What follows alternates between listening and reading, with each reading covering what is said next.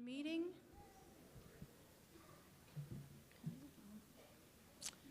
Before we open the business portion of the meeting, we're going to begin with an invocation, followed by the Pledge of Allegiance.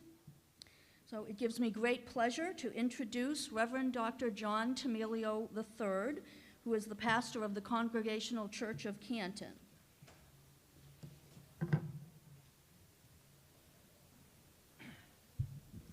Good evening. Oh, that's loud. Let us pray. Holy God,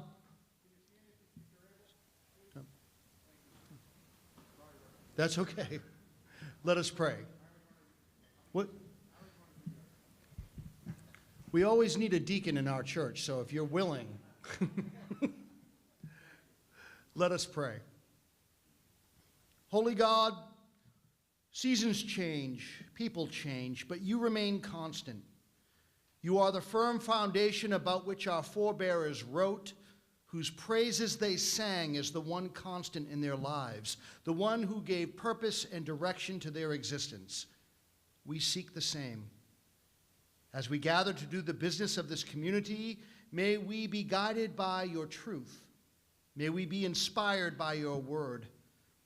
May we be open-minded enough to know that none of us possess all the answers, but through honest, respectful dialogue and by the guidance of your Holy Spirit, those answers will rise among us like fresh shoots through dormant soil. Bless all of us gathered here this evening and those who could not be here. Bless our community. Grant us peace. Grant us understanding. Grant us grace, grant us forgiveness, and above all, grant us love. We ask this in all things in your sacred name. Amen.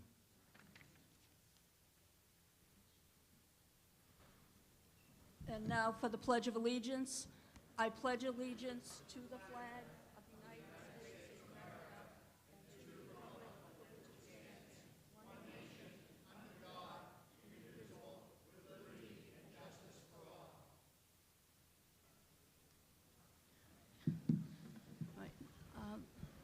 Thank you, everyone. Before I forget, if any of you have your cell phones, would you please mute them? Please and thank you. And thank you to Reverend Tamilio. The 2024 Annual Town Meeting is hereby called to order. We will now entertain a motion to dispense with the reading of the warrant. Okay, its motion has been made and seconded to dispense with the reading of the warrant. All those in favor, please signify by saying aye. Aye. Those opposed? The ayes have it, and it is so voted unanimously. We'll now entertain a motion to dispense with the reading of the constable's return. Okay, it has been moved and seconded to dispense with the reading of the constable's return. All those in favor, please say aye. Aye. Those opposed? The ayes have it, and it is so voted unanimously. Article 1, to elect a moderator to preside at this town meeting to serve until the commencement of the annual town meeting in 2025. We'll now entertain nominations for the position of town moderator. Madam Clerk, Mr. my Cannon? name is Alan Karen, 4 Newell Hagen Court, Apartment H, Canton, Mass. I am the parliamentarian and treasurer of the Democratic Town Committee.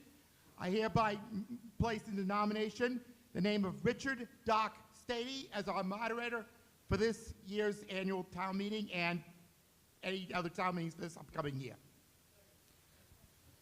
Thank you. The name of Richard Stady has been nominated and seconded. Do I hear any other nominations? Hearing none, we'll declare the nominations closed. All those in favor of electing Richard Stady to serve as moderator until 2025, please signify by saying, pardon me?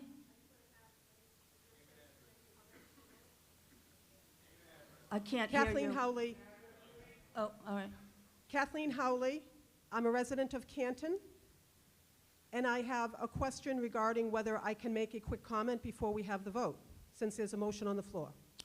A quick comment, yes, I'll allow that. I'm unenrolled, as are 64% of Canton voters. I know we have a system of going between, alternating between Democratic and Republican. Democrats, according to the latest numbers from the Secretary of State's office, 2024 numbers, represent 26% of the town, and Republicans represent 8.9% of the town. So I was wondering when the unenrolled people were going to have their representative be a moderator. And I'll also note 52% of the town are female, and in 227 years of town meetings, we've never had a woman as a moderator. All And right. I'm wondering if we can Okay. have that. And thank you so much for your courtesy in hearing my input during our town meeting. Thank you. Okay. Thank you, Ms. Howley. All right. All those in favor of electing Richard R. Stady to serve as moderator until 2025, please signify by saying aye. Aye. Those opposed? The ayes have it, and it is so voted unanimously. I'm going to do Richard first. Yep.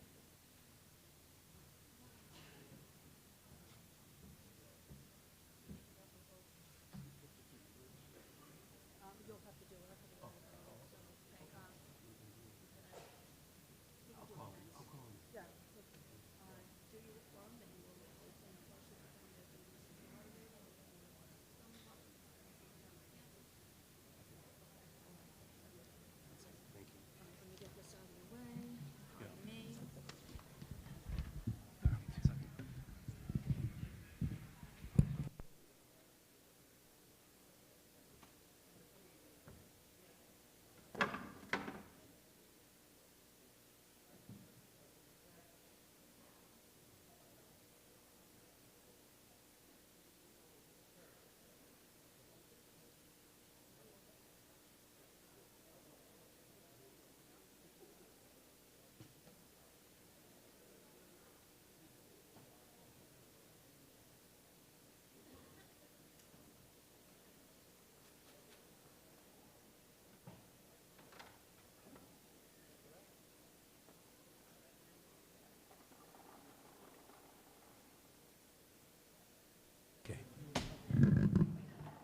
Thank you. Before we begin, it is customary to recognize the fire chief to go over the safety rules in the event of an emergency. So I'm going to call upon Chief Wendell Robery to address the audience. Please give me your kind attention to talk about the emergency exits. Wendell, Chief.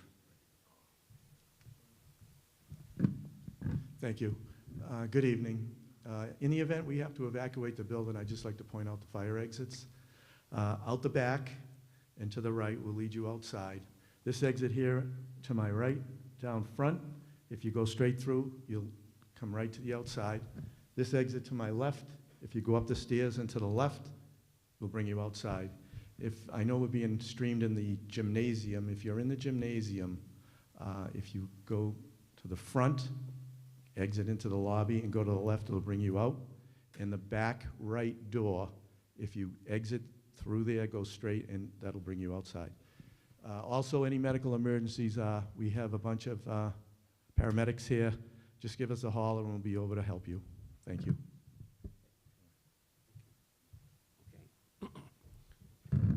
All right, appreciate that, and thank you for your vote for this evening, allowing me to continue to serve you as I have in the past as moderator. A few things that I just want to cover before we begin. First, just as is noted in the warrant article that you have probably a copy of, the consent agenda does include several articles, and those are usually dispensed with as a single vote unless there's a call to hold one of them, and then we have to pull it. As moderator and in concert with the town officials, I have deemed to cluster just two articles. They make sense because of their relationship. Articles 32 and 35. What does that mean? It simply means that if the ball is pulled, we take them both up, but we will take 32 first. We'll take care of that's the so-called MBTA overlay. And then subsequent to that, we'll take up 35. You'll see it makes sense because it has to do with 32. The two are tied together. So that's the only one that's clustered, just those two. The budget article is Article 37, as we have in the past. That will not be put into the little carousel that the town clerk has until all the monetary articles are dispensed with. That's not my rule, that's the town bylaw. And I have the able assistance of Randy Scollins, who will give me the heads up. When and if that time comes, we'll put the ball in. And otherwise, just some general rules. As I have conducted town meeting in the past, you're allowed 10 minutes. Please stick to the rules. Please be courteous. Address your remarks through the chair. If you have questions, address us with the chair. We have a few changes. It always happens. It always happens at town meeting. There are motions and changes and things like that, but it's better to take them up as they come, and we'll deal with them as best we can. My job is to try to make it as simple and as efficient and fair to you as the voters of Canton. And so that is what I pledge tonight. So thank you again. With that in mind, we will take up the order of our business. And we do have a couple of guests, by the way, too, that will come from time to time. I was expecting Congressman Lynch. I do not see him in the audience. I would obviously recognize him. He is our congressman. Other guests will come by, and when they come by, I'll certainly give them their due respect. Okay? Fair enough. Let's go. Tracy? Okay. So we basically Article 2, the chair will recognize the chairperson of the Finance Committee. Mr. Moderator, the Finance Committee moves motion 1 is printed in the warrant. All right, been moved and seconded to adopt motion 1 as printed in the warrant. Any questions? This motion simply sets the meeting date of May 13th and starting time of 7 o'clock with adjournment no later than 11 o'clock, and an additional meeting date of May 15th if needed. All right. Seeing no questions, ready for the vote. All in favor of the adoption of Article 2 as moved by the chair, please say aye. Aye. Opposed?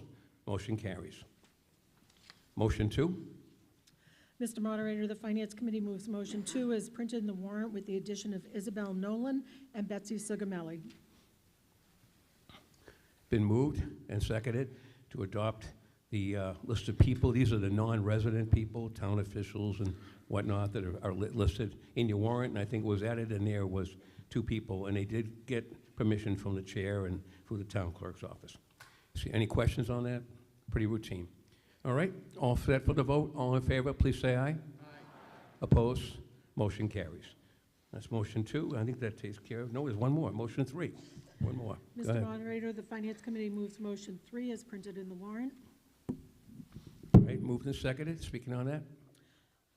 This motion ensures that we have a balanced budget and basically requires that if you want to increase a spending item, that you must identify the source of funding, and it would need to reduce spending in another item.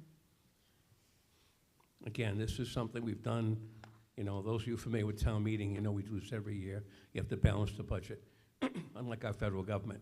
So is there any questions on that? Seeing none, ready for the vote. All in favor, please say aye. Aye. Opposed? Motion carries. That concludes that article. Next, we have Article 3, to hear reports of committees that were appointed at prior town meetings. The chair recognizes the chairperson of the FinCom. Finance Committee moves Article 3 as printed in the warrant. All right, been moved and seconded.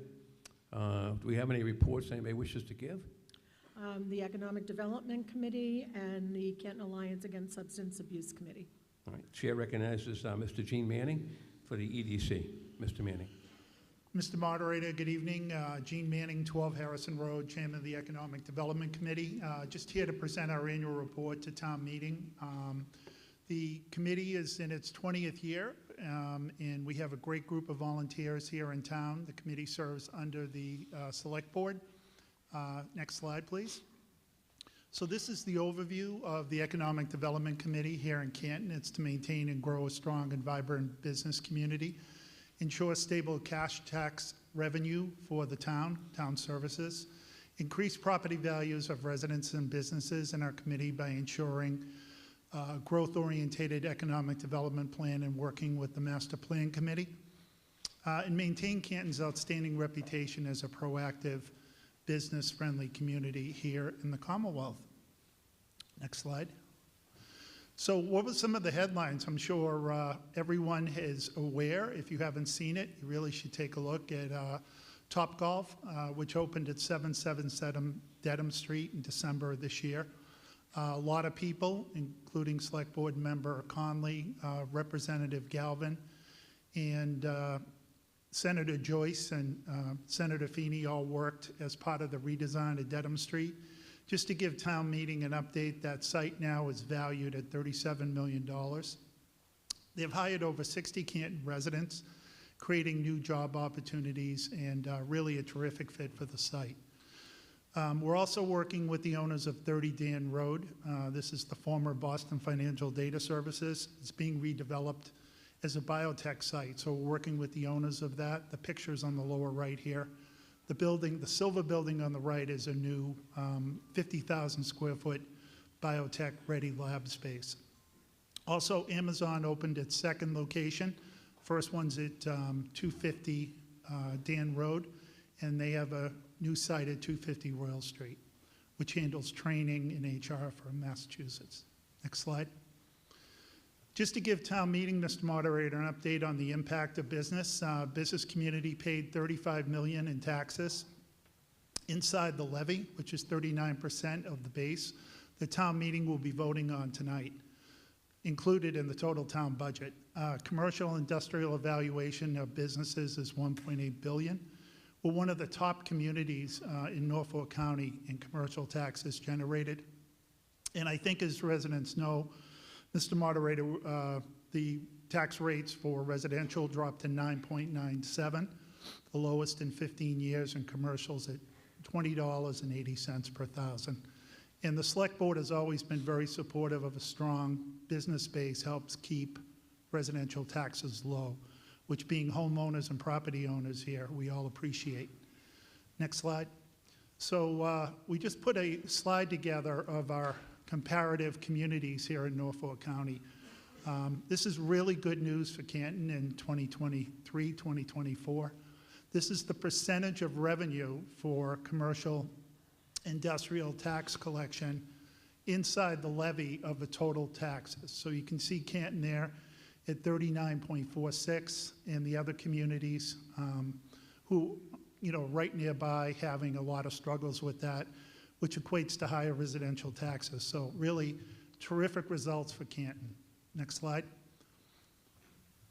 Just want to talk about our partnership with the Canton Association of Business and Industries. They celebrated their 40th anniversary last year. They work closely with the municipal departments and donations. They donate every year to the food pantry, work with the Senior Center, Council on Aging, and also have several scholarships at Blue Hills Regional and Canton High. And they're also hosting a road race in September, which will be held up in Trillium. Typically get about 600 runners. All that money goes right back into the town. Next slide. Just want to note our great committee of volunteers, Mr. Moderator. Everyone here works really hard and is really proud of the results. And I want to thank the Select Board, Planning Board, Zoning Board, Municipal and School Department for all their support of business here in the community. And that concludes my presentation. Thank you. Thank you. Good job, as always. All right, do we have a report from the Canton Alliance Against Substance Abuse? Is there a report for that? Yes. Could you give your name for the record, please? Yeah, thank you, Mr. Moderator. My name is Isabel Nolan, and I'm the program manager for the Canton Alliance Against Substance Abuse. Thank you for having me. Welcome. Thank you. So I'm here to give some updates of what's been going on the past year in CASA. I was onboarded in the town in July. I focus mainly on youth education and prevention through the Drug-Free Community Grant. We're in year 4 of the grant and hoping to continue to have the grant for another 6 more years. And this past November, I became a certified DARE officer, so I've also been able to implement some of those lessons with the youth as well. Next slide, please. CASA had their annual celebration of life this past August. It was a very successful event. We'll have another one this August as well. That's spearheaded by CASA, and Harriet Burak, one of our CASA members, does a fantastic job putting this event together. So hope to see everyone there this year. Next slide, please. We hosted our first ever Summer Blast-Off event this past summer. This was a great opportunity for families to get together in a safe environment where we provided food and a movie night as well as a talent show, and hoping to continue this initiative this summer as well. Next slide, please. A big part of CASA's message is supporting families, supporting youth. So something we tagged this year was Safe Teens, Strong Future. Hoping to have more events like that. We had a guest speaker, Daniel Tratt, come and share his experience with substance use and mental health for families at the Galvin Middle School. It was a really great turnout, and we're hoping to have more events like this in the future. Thank you. We've started our youth group called Lunch Leaders. I have the opportunity to go to the middle school each day and meet with middle school students to talk about substance use and mental health and what youth are seeing each day. I think youth voices are so critical, so if we're able to empower those, we can best support our community kind of from the ground up there. And our first initiative was to plan the Someone Special dance. So there's a photo of it right there. And it was a great opportunity for our youth to come together and feel like they had a say in an event in this community. Next slide, please. Another part of CASA and the work that I've been doing is meeting with students with vaping violations. So I've been trained in a program through the American Lung Association, and I'm able to meet with students and have these conversations around education and prevention work, and what kind of we want Canton to look like and what we want this community to be, and just overall well-being. Next slide. I think creating spaces and opportunities for families and youth to get together is important. So CASA's been piloting a lot of free events, craft nights, and some open gyms coming up. So hoping to see those take off, as I think it's so important for youth to have a space in the community to go and connect with other youth. Upcoming, we have a sticker shock. Hoping to get these stickers on different alcohol bottles in different liquor stores. Just reminding the community that alcohol is for people 21 and older, and just the dangers that could potentially come with that. And just getting CASA's name out there and knowing that we're an available resource in the town, and we're always open to all suggestions and anything people are seeing in the community. I've also, as I said, I was a trained DARE officer. You're probably thinking, oh man, the old DARE, but it's new now, and it's called Keeping It Real, and it's more to promote healthy decision-making in teens and positive decision-making. So implementing this in the classrooms, and I'll also have a camp this summer on leadership and mental health. And lastly, just some of the community events that CASA's been a part of since forever, but since I've onboarded as well. The farmers market, the health fair, and the Canton cleanup was a huge success this year as well. And that's it. Thank you. Thank you.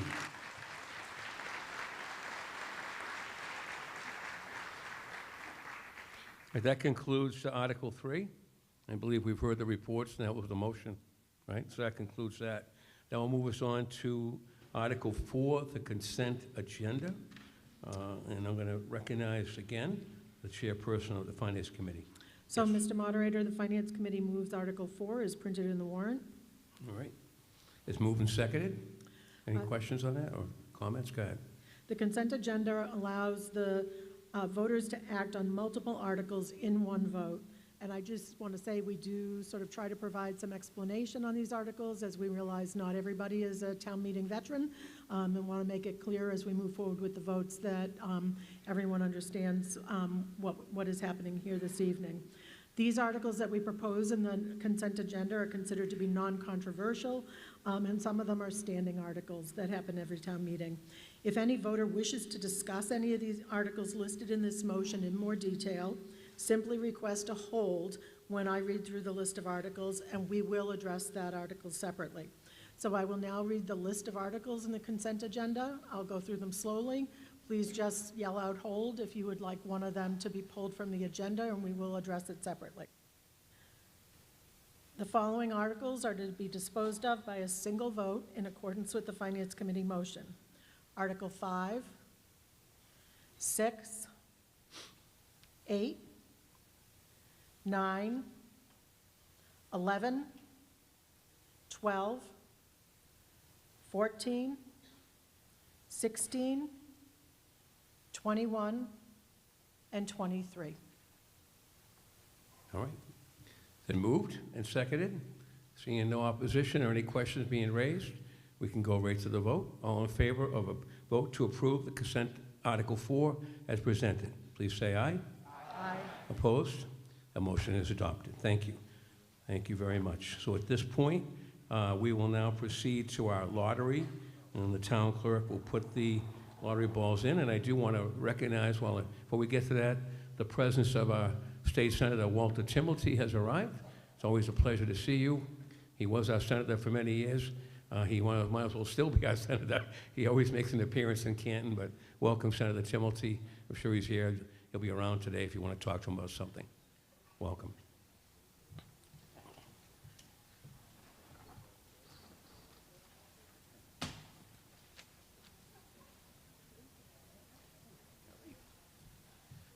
First one drawn is Article 36. I believe this is a zoning article,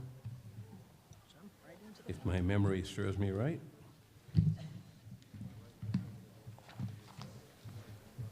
When you're ready, I'll recognize the chair of the FinCom. Article 36. I'm so sorry? I think you recognize the chair of the planning board. Oh, okay, yep. Well, we should recognize you and then they speak on it. But, I can go first then. no, you can go ahead first. And then we'll go right to the planning board. Finance Committee voted 8-0-0 to support the motion of the Planning Board as printed in the warrant. All right. And now the chair recognizes the chair of the planning board. Good evening, Mr. Moderator, Select Board, and FinCom, and members of the community. The Article 36 as presented was published in the Canton Citizen newspaper of general circulation in the town of Canton on February 1st and February 8th, 2024, and is on file in the Planning Board, Town Clerk Office, Select Board, Memorial Hall, and the reference desk at the Canton Public Library. This is to certify that discussion was held by the Planning Board on February 21st, 2024, and continued on March 6th, 2024 at 6:30 p.m. in the Sala Meeting Room. We had the public hearings on February 21st and March 6th, and on April 3rd, the Planning Board took a vote by a vote 4-0 to send a positive recommendation that this article be accepted at town meeting in accordance with the provisions of the Massachusetts General Law, Chapter 40A. Article 36 is to amend zoning bylaw section 3.1.4, table of use regulations to reflect the most current recommendations of zoning and planning staff and officials. We had this similar article last year about changes in the regulations, and as indicated, anything that is a addition or a change is underlined in black in reference to principal use. Under section A, residential uses are changing under business and central business to no, as well as two-family dwellings to no, boarding and lodging houses to no, as well as short-term rentals are being changed from no to Board of Appeals. Any questions on that section? On to number 2 for principal use. Under hospital, actually philanthropic, educational, charitable institute, and non-exempt. Under central business is changed to Board of Appeals. It was no before. Extension of existing cemetery was yes, changing it to no. And most of this is housekeeping. Under principal use D, under specifically health club or exercise club, it's changed to Board of Appeals. Under private club, lodge, or other nonprofit, social, cultural, civic, or recreational, it's changed to Board of Appeals. Under F, specifically funeral parlor or undertaking establishment, it was under central businesses, yes. We're changing it to no.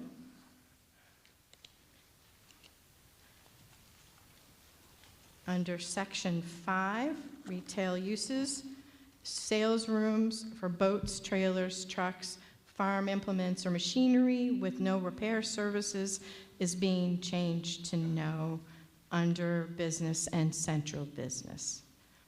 Under H, motor vehicle related uses, last year we had under business and central business to the select board, but it was felt that it would better be served to go to no. Specifically because of the locations of central business and business downtown. Motor vehicle repair shops and garage motor vehicle body repair and painting, also to no under business and central business, and Board of Appeals under industrial.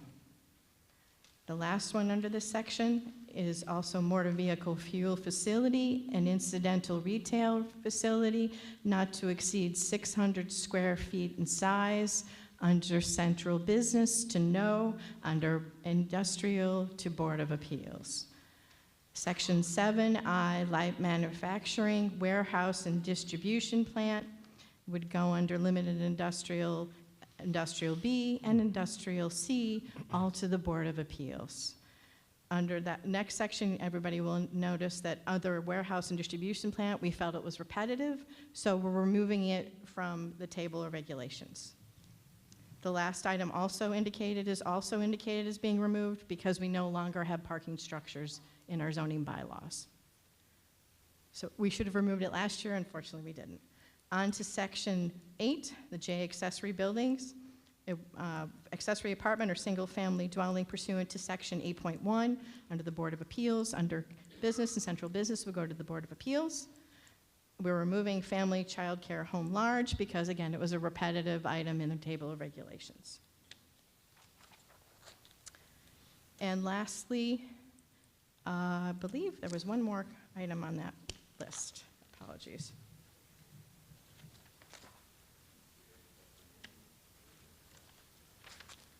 Nope, that's all I can see referenced.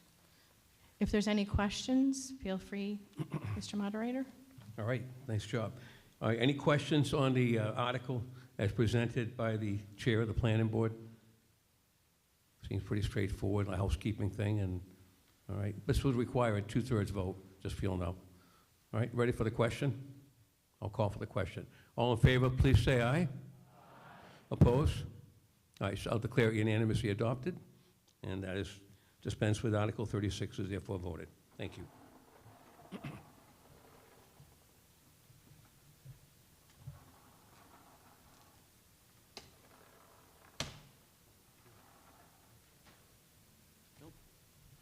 All right, Article 22 has been drawn. Article 22. Let's see. This has to do with the opioid special revenue fund, and the chair recognizes the chair of the Finance Committee. Mr. Moderator, the Finance Committee moves the motion as printed in the warrant. All right, been moved and seconded. Adoption of the article as printed. Speaking on the article. So funds received from the opioid settlement agreements over the past 2 years were placed in the town's general fund in lieu of any more detailed guidance from the state.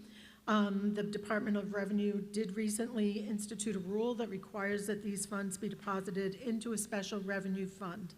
This article therefore transfers the funds from the general fund to the opioid special revenue fund. All right, pretty straightforward. All right, and we see any questions on Article 22? Ready for the question? All in favor, please say aye. Aye. Opposed? Motion carries. Article 22 is adopted.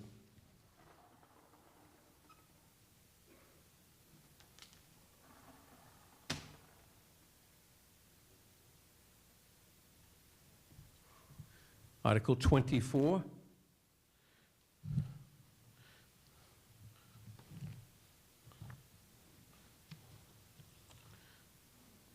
Yes. Chair recognizes the chair of the Finance Committee. Mr. Moderator, the Finance Committee moves that the subject matter of Article 24 be postponed indefinitely. All right, been moved and seconded to postpone indefinitely. Speaking on the matter? Like many of you in this room, the Finance Committee is eager to see updates to voting procedures at the annual town meeting. However, in meeting with the sponsors of this article, it became clear that there were multiple changes needed to the bylaw in order to move forward with changes to voting procedures at the annual town meeting. The petitioners recommended and the Finance Committee agreed that this article should be indefinitely postponed and the subject matter of this article be considered by the Government Modernization Study Committee should it be adopted in Article 30. All right, thank you very much. All right, any questions? Seeing none, the motion is to postpone indefinitely. All in favor, say aye. Opposed? Okay, well, that motion carries. It is postponed indefinitely. 24 is dispensed with.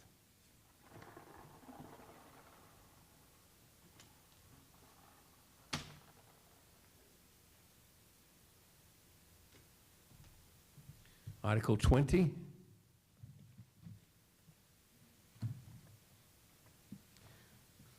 Has to do with the stabilization fund. Chair recognizes the chair of the FinCom. Mr. Moderator, the Finance Committee moves this motion as printed in the warrant. Been moved and seconded. Speaking on the motion? The Finance Committee voted 6-1-0 to support this motion, which will transfer $1 million from free cash for the purpose of setting aside funds for the eventual use of the former St. Gerard's property. While one member expressed concern about setting aside these funds for the property at this time, the majority of the committee felt that the creation of a redevelopment stabilization account was a proactive step that will position the town well to address the future redevelopment of the property. There was some question about whether these funds could be better used to be set aside in a different stabilization fund to be used for the Galvin Middle School. However, we feel like we are well on our way to a strong stabilization fund for the Galvin Middle School that will help address the cost of the short-term borrowing that will need to happen during the construction phase of that project before it goes out for the full debt service on the project. So the Finance Committee feels that this is a prudent move that will position us well as the town begins to move forward with plans for 1860 Washington Street. Okay, thank you. Anyone else wish to speak on this particular article? This would require a 2/3 vote. Seeing none, ready for the question. All in favor of adoption of Article 20, please say aye. Aye. Opposed? Motion carries certainly by 2/3, and I'll declare it unanimous. Thank you.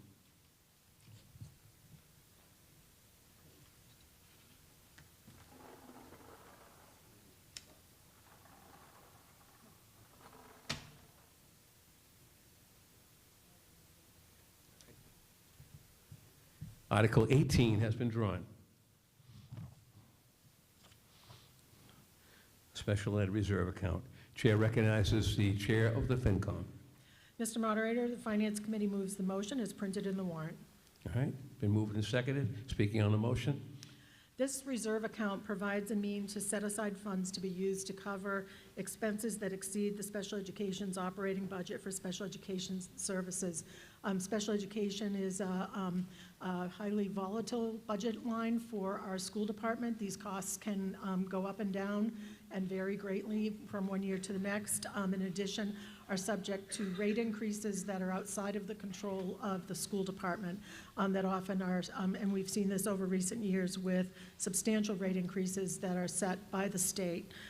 This motion provides $1,600,000 from free cash to go into the reserve account in order to ensure that the school department has access to funds it needs to meet its special obligation requirements without compromising education across the board for our students. And this reserve account can only be used if the school committee and the select board each vote to approve the use of these funds. All right, thank you. Any questions on this article? This only requires a majority vote. Seeing none, ready for the vote. All in favor, please say aye. Aye. Opposed? Motion carries. Article 18 is adopted.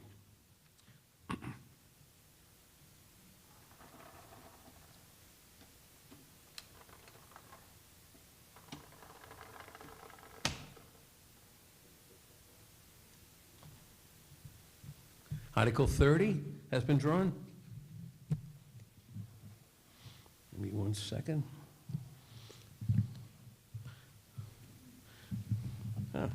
Yes. All right. Chair recognizes the chair of the Finance Committee. Mr. Moderator, the Finance Committee moves the motion presented in the warrant by the Finance Committee. All right. Moved and seconded. Speaking on the motion and on the article. The Finance Committee voted 7-1-0 to support the Finance Committee motion. Canton's bylaws need a comprehensive review. These bylaws govern how our town runs and how our government works. While there have been isolated changes, some of them simple, like changing selectmen to select board, there has not been a comprehensive review in many years. We heard a question this evening about things like how a town moderator is selected. That would be one example. We also ran into issues when we started talking about electronic voting, about the multiple places that needed to be addressed in the bylaw. It wasn't as simple as just adding in electronic voting. It was like, how did we decide which votes required an electronic vote? Was it up to the moderator? Was it used for all votes? And those are just a few simple examples of things that are within our bylaw. The bylaw also governs many things about how the town actually operates within town hall. So anyways, I know, but the microphone, it's like the sound's a little strange. So this article would establish a government modernization study to be a committee to be appointed by the town moderator. We're recommending that it be composed of 9 members. The Finance Committee felt that it was important to have a balance of town employees and elected officials, as well as community members at large. We feel that there are important decisions to be made and that the voice of the voters need to be well represented, in addition to the voice of many people who really understand how our town operates, and that this would provide a balanced committee that could really do an excellent job of examining our bylaws and figuring out how to help us move forward as a town. This article appropriates $22,000 for a consultant to support the committee in its work. There has been a question raised about whether that's enough money. Sometimes you don't know the answer to that question until you dive deep into the work. We hope that it is. Should it not be, then we would expect the committee to come back to the Finance Committee as well as the Select Board to discuss additional resources that might be needed. This committee, we're recommending be appointed by July 1st, and we're recommending that the work be completed by the May 2026 annual town meeting. There was a suggestion that that is too long a period for the work to be done. However, when you think about the timeline for town meeting, it is important that we give enough time for the work. For those of you involved in town meeting, you know that the warrant opens generally, I think, in December, and closes sometime in February, closes in February. If we start a committee in July, and it only has until the beginning of February to get the work done and get articles proposed for town meeting, that's not enough time. That doesn't mean if the committee has some initial work that it can present to town meeting for 2025, that it can't go forward with that, but ultimately we felt that the committee needed more time to get this important work done. So there's also been some concern expressed about the fact that there was flexibility here for some of the town officials to provide designees, and there was some comparison made to the Police Audit Committee. I would like to suggest that to compare this committee to that is comparing not just apples to oranges, but apples to something else that isn't fruit. We in fact have in our discussions not just the support of the Select Board, of the town administrator, of our finance director, but enthusiastic support. I think the Finance Committee, everyone we have talked to about this effort is behind it. And I know, for example, our finance director has indicated that he will not have a designee on this committee, but will serve on it himself. And I fully expect that we will see many of the folks who are named on this serving directly or having folks who can represent them in their position well. So I think I've addressed the funds, the function. I think you covered it all. That's a good Covered it job. all, thank you. did You want fine. me to move on? I know your heart's behind it. You're Did I fine. go more than 10 I don't minutes, see Dick? it. Anybody have any questions on the article for modernize, town of Canton and to create the committee? All right, this case majority vote. All in favor, please say aye. Opposed? And that motion is adopted. Whoa. Well, let's say it again. Sorry, I spoke too quickly. All in favor, please say aye. Opposed? Chair is divided. Let me ask for a show of the green cards. We have green tonight. If you're in favor, could you raise your green, please? Oh, okay, we think we're, all right. Opposed? All right, the motion carries. Yeah, I gotta get my ears checked, I guess. But the motion carries, motion adopted. Article 30 passes.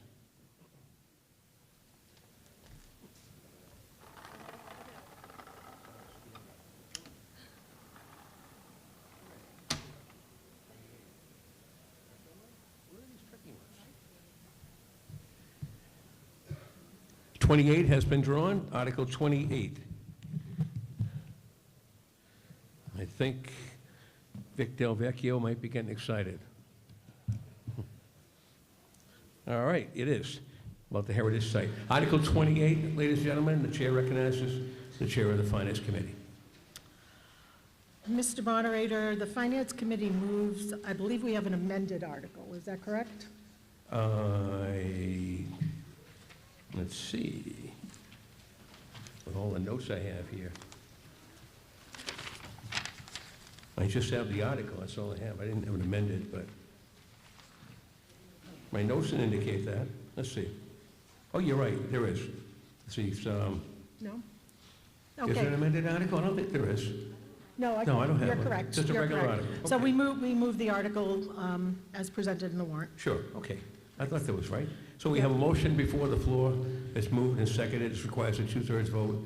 Do you wish to speak, or do you want to yield to the speakers? Let me make a few remarks, and then we'll yield to the speakers. Absolutely. I think it's just important to explain that this is based on a current DIF financing program that was authorized in 2015 that allowed allowing the property development and infrastructure improvements that were made from the tax revenue generated by this particular district, the Paul Revere Heritage Site and its related properties.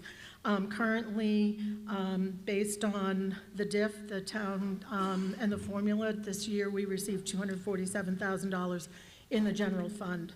Because tax revenues have far exceeded the original projections, this article proposes to modify the existing DIF agreement, and by modifying this agreement, the town will be able to provide funds to supplement other funding sources, allowing for the interior construction of the museum at the Paul Revere Heritage Site, but also will increase revenues available to the town to approximately $150,000 per year. For those of you who followed the school and municipal budget discussions this year, you're aware of the many needs that we were not able to address. In addition, this motion, should it pass, would allow for new flexibility in how those funds are allocated, and allowing both debt service costs and other general fund purposes. Finance Committee voted 7-1-0 to support this article, and we feel that there's a unique opportunity to restructure the 2015 agreement in such a manner that will allow for supplemental funds for the museum while providing much-needed funds for our schools and municipal departments. Thank you. At this time, the chair recognizes Betsy Sugamelli, who's going to speak on the article, and I think you have a PowerPoint presentation as well? That's correct. Yes, go ahead. When you're ready. Thank you, Louis. Yes,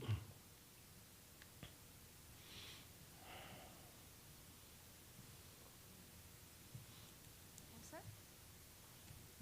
My name is Betsy Sugamelli, and I'm on the Revere and Son Heritage Trust Board of Directors.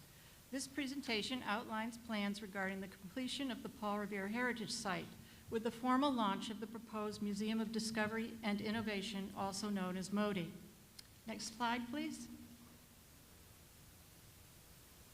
The Revere Trust, the sponsor of this article, is a not-for-profit created by the Massachusetts Legislature in 2020 to manage a future museum and the site, including events and programming subject to town financial and management oversight.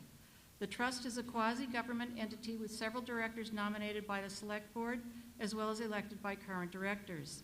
There is a management contract between the town and the trust that defines mutual obligations and responsibilities. The legislative act sought for by the town empowers the trust to use, quote, from time to time both public and private funds to operate a museum at this heritage site, including the control and management of the museum. The act further states that the trust is necessary to ensure that these public purposes are carried out, that public control and public funds may be so spent on this purpose. Next slide, please.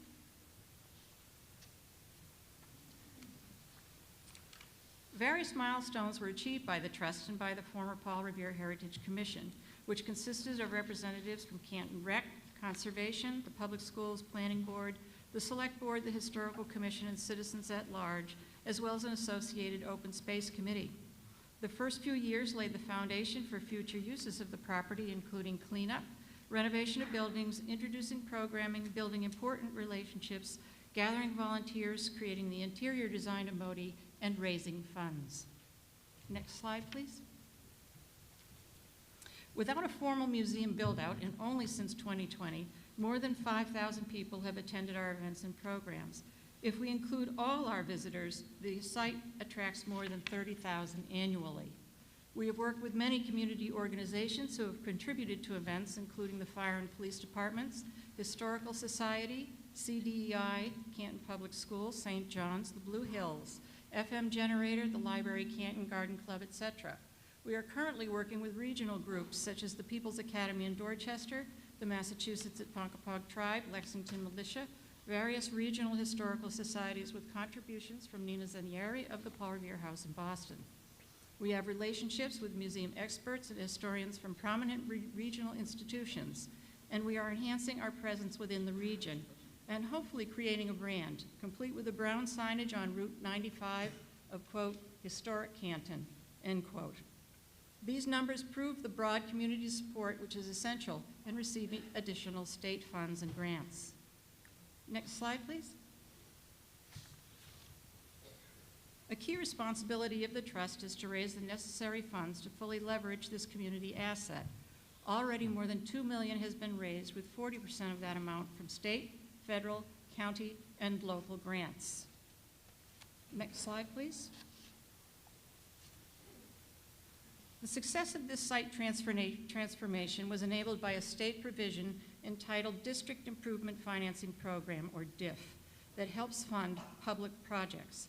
Under DIF financing, all new residential taxes collected from property owners in a designated district, in this case the 40 acres of Plymouth Rubber, are put into a dedicated account to be used to finance public improvements in that very same district. With the completion of most new residences in that district, already $2 million in new real estate taxes will be raised. These revenues are collected each year. These taxes have been used to fund infrastructure improvements relating to the site, including the Revere Green, the new bridge to Neponset Street, Revere Street improvements and renovations to both historic buildings. The projects we choose to fund are the result of past town meetings and are defined in related documents, the Legislative Act, the Management Agreement, the Articles of Incorporation, among others, which explicitly refers to a museum. The DIF is a means of funding those legal obligations. It is very important to note there were no new taxes levied on existing taxpayers to create this new space. That was not an override, and neither is this. Next slide, please. The total to launch MODI will be $4.55 million. $1.5 has already been raised, requiring $3 million more. Sources from trust accounts will include an additional $500,000 of fundraising, $300,000 of restaurant rental fees, and $200,000 of Paul Revere Heritage Site Downtown Mitigation Fund.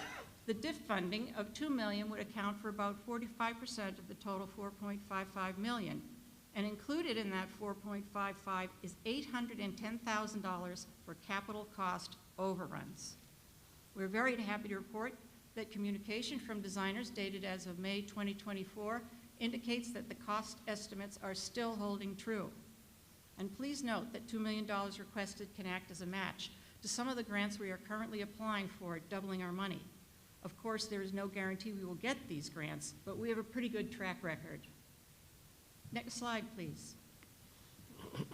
Our goal is MODI will become economically self-sufficient. The Consultive-Con financial analysis commissioned by the Select Board projects about 23,000 annual visitors to the museum alone. Other projected sources of revenue include a gift shop, event fees, and restaurant lease payments. Missing from this slide are corporate, family, and individual memberships, which we will be offering. And to sustain the desired visitation level, the museum must attract repeat visits through special exhibits and attractive programming. The Trust will continue to raise funds from donations, grants, and sponsorships.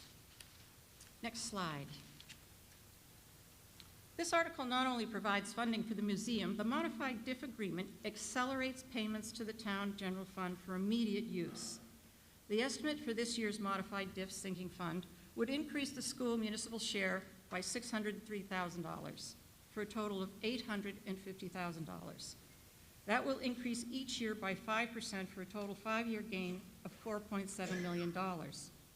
Without this modification, the DIF contribution to the general fund will be substantially reduced to $1.3 million if not passed.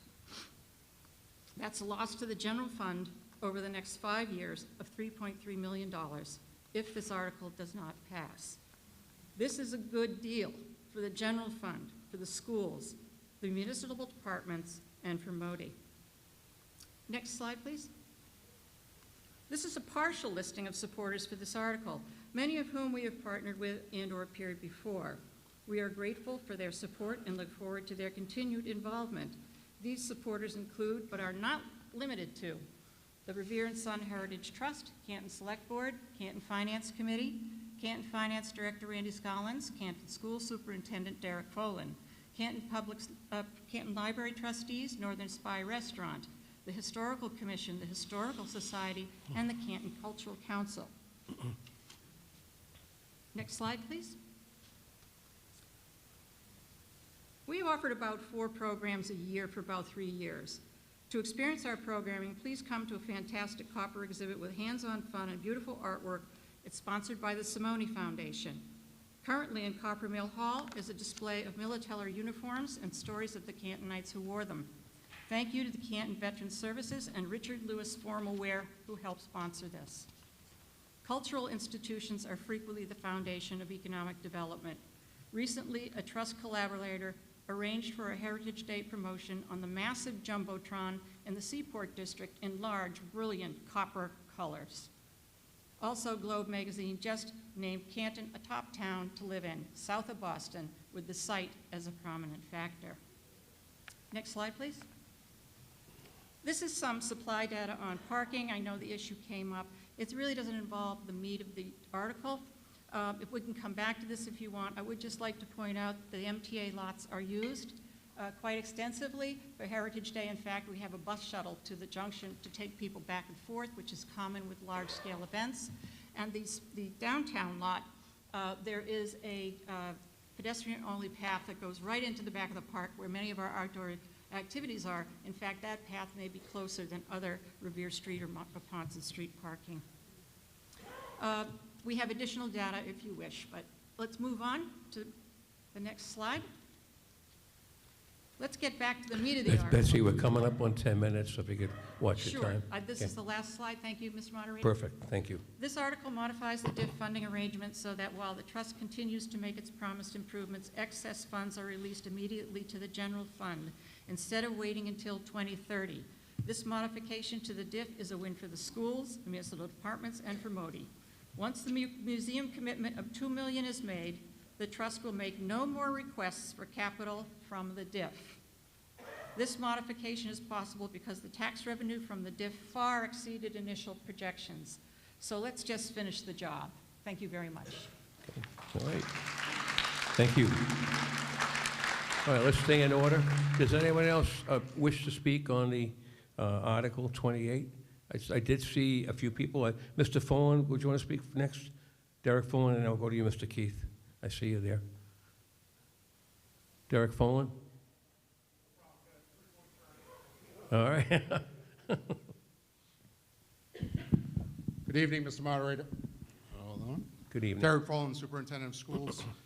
I stand in support of Article 28. I loved hearing that presentation. We have a core belief to provide our students, staff, and families the very, very best and to meet each and every one of their needs.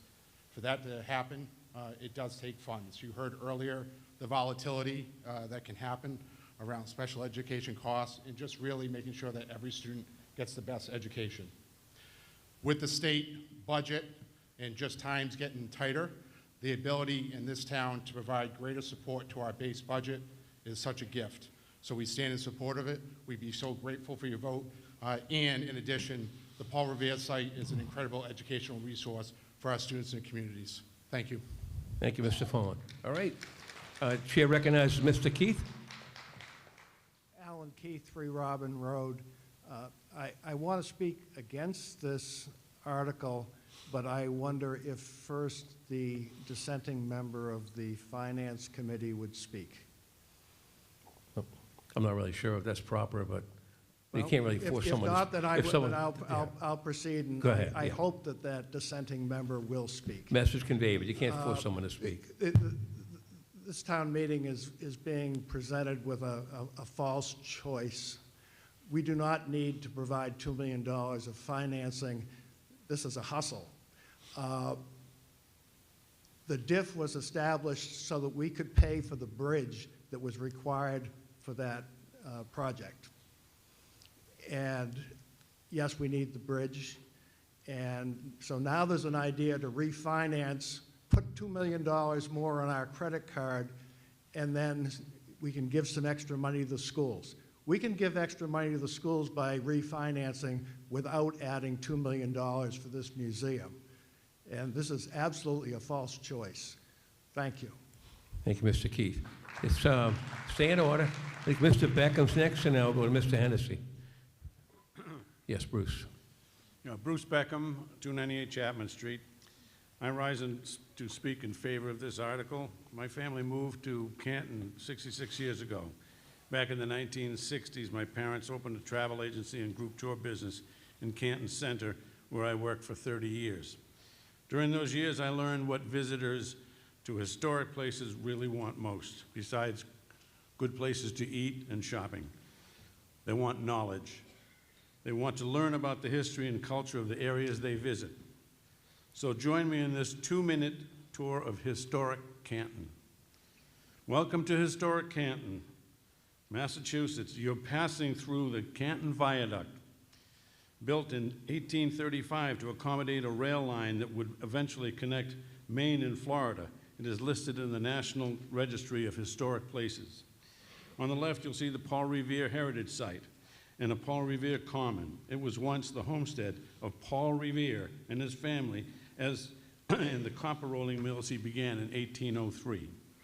That yellow barn, it was built in 1845 by Paul Revere's son. It has been restored and repurposed and is now home to the Paul Revere Museum of Discovery and Innovation. This place in America's history will tell the world and the amazing story of Paul Revere after the ride. Paul Revere, the entrepreneur, and Paul Revere, the patriot who risked his life savings to build America's first successful copper rolling mill, and this country needed it at the time. He chose this small town he grew up to love and call Cantondale. The mill building over there is one of his company's copper rolling mills, which is now Northern Spy, a unique New England farm-to-table restaurant. Fellow citizens, I stand here this evening asking you to vote in favor of Article 28 because the completion of the Paul Revere Museum of Discovery and Innovation will transform Canton from being merely the town of Canton, but the historic Canton, creating jobs, drawing visitors' money, creating other jobs at restaurants and businesses throughout the town. And they'll be spending those visitors' dollars, which will have a significant and positive impact on the community. Passing this article will cost Canton payers nothing. It's good for us financially, and it's especially good for the image of this town. Consider the economic impact of the word historic and its effect on our town's image and property values. Historic Lexington, historic Concord, historic Salem, and now historic Canton, where you can walk in the footsteps of Paul Revere, the patriot, one of the sons of liberty, the entrepreneur, and one of the most highly recognized names in American history. And he worked right down the street from your house for nearly 20 years. It certainly is something to be proud of and tell the world. Please vote yes for Article 28. Thank you, Mr. Beckham. All right. Chair recognizes Mr. Hennessy. Peter Hennessy. Good evening, Peter Hennessy, 4 Sumner Street. I'm against this article, and I'll tell you why. I can't understand why the town of Canton would ever want to be in the museum business. And I can't understand why the taxpayers' dollars would go towards that business. Mr. Hennessy, you want to address the moderator. Comments are this way, please. Okay, Thank you, sir. We have the Canton Historical Society in our town, which has been there for many, many years. I'm certain that we could perhaps transfer the artifacts from the Canton Historical Society to the Revere Heritage Site without the cost of $2 million to the town taxpayers. Thank you. Thank you, sir. Mrs. Keith? Yes. Kathleen Keith, 3 Robin Road. The plans for the future museum appear to be quite ambitious from what I have seen on their website. And I have a number of questions to ask of the Heritage Trust leadership or presenters through you, Mr. Moderator. Absolutely. Sure. All right, first question. Currently, the museum is open every Saturday for 3 hours. And I wonder what the visitorship numbers are on those Saturdays. On those Saturdays. All right. Would someone like to handle that question from the group? I see Mr. Del Vecchio getting up. Victor, can you answer that question? It's Victor Del Vecchio, 87 Chapman Street. That's a preview of what's to happen. So we're only open for 3 hours, and the numbers vary. We may have 30 people, we may have 15 people, but the reaction for those that are coming, and particularly those from not from Canton who are interested in our community and spend dollars here, is growing. So if we had a museum, it would be open 5 days a week. All right. So you have numbers, you maintain a list? Again, let's keep the conversation through the chair. That's all I'm asking. Go ahead. Yes. What's your other question, please? Yes, they maintain numbers of visitorship? I believe they do, yes. All right. The museum is slated to open in 2025, and do you anticipate employing professional staff then? And what will be the source of income to pay the staff, a curator, and custodial services? All right, good question. Vic, again, address it to the chair, please. Victor Del Vecchio. We, that is the select board, I should say, undertook a study in 2016. A report was issued in 2017, and then it was updated in 2021. That was by a group called Consulticon, and they indicated the expenses and revenues associated with running a museum. So we do have numbers for both of those. There were supposed to be approximately 6.3 full-time equivalent employees. They're not all professionals. There would be a director, and that would occur sometime after commencement. So we have numbers, we have revenues, and we're well on our way to meeting these objectives. I recall, to answer your question further, that 10 years there were some naysayers in this audience who opposed this on the grounds that we could never get that built. We could never get it clean. We did, and we'll get this done with your support. Thank you. Thank you, sir. And lastly, when do you expect the museum to be self-sustaining, that is no longer dependent on, from time to time, town funding to operate?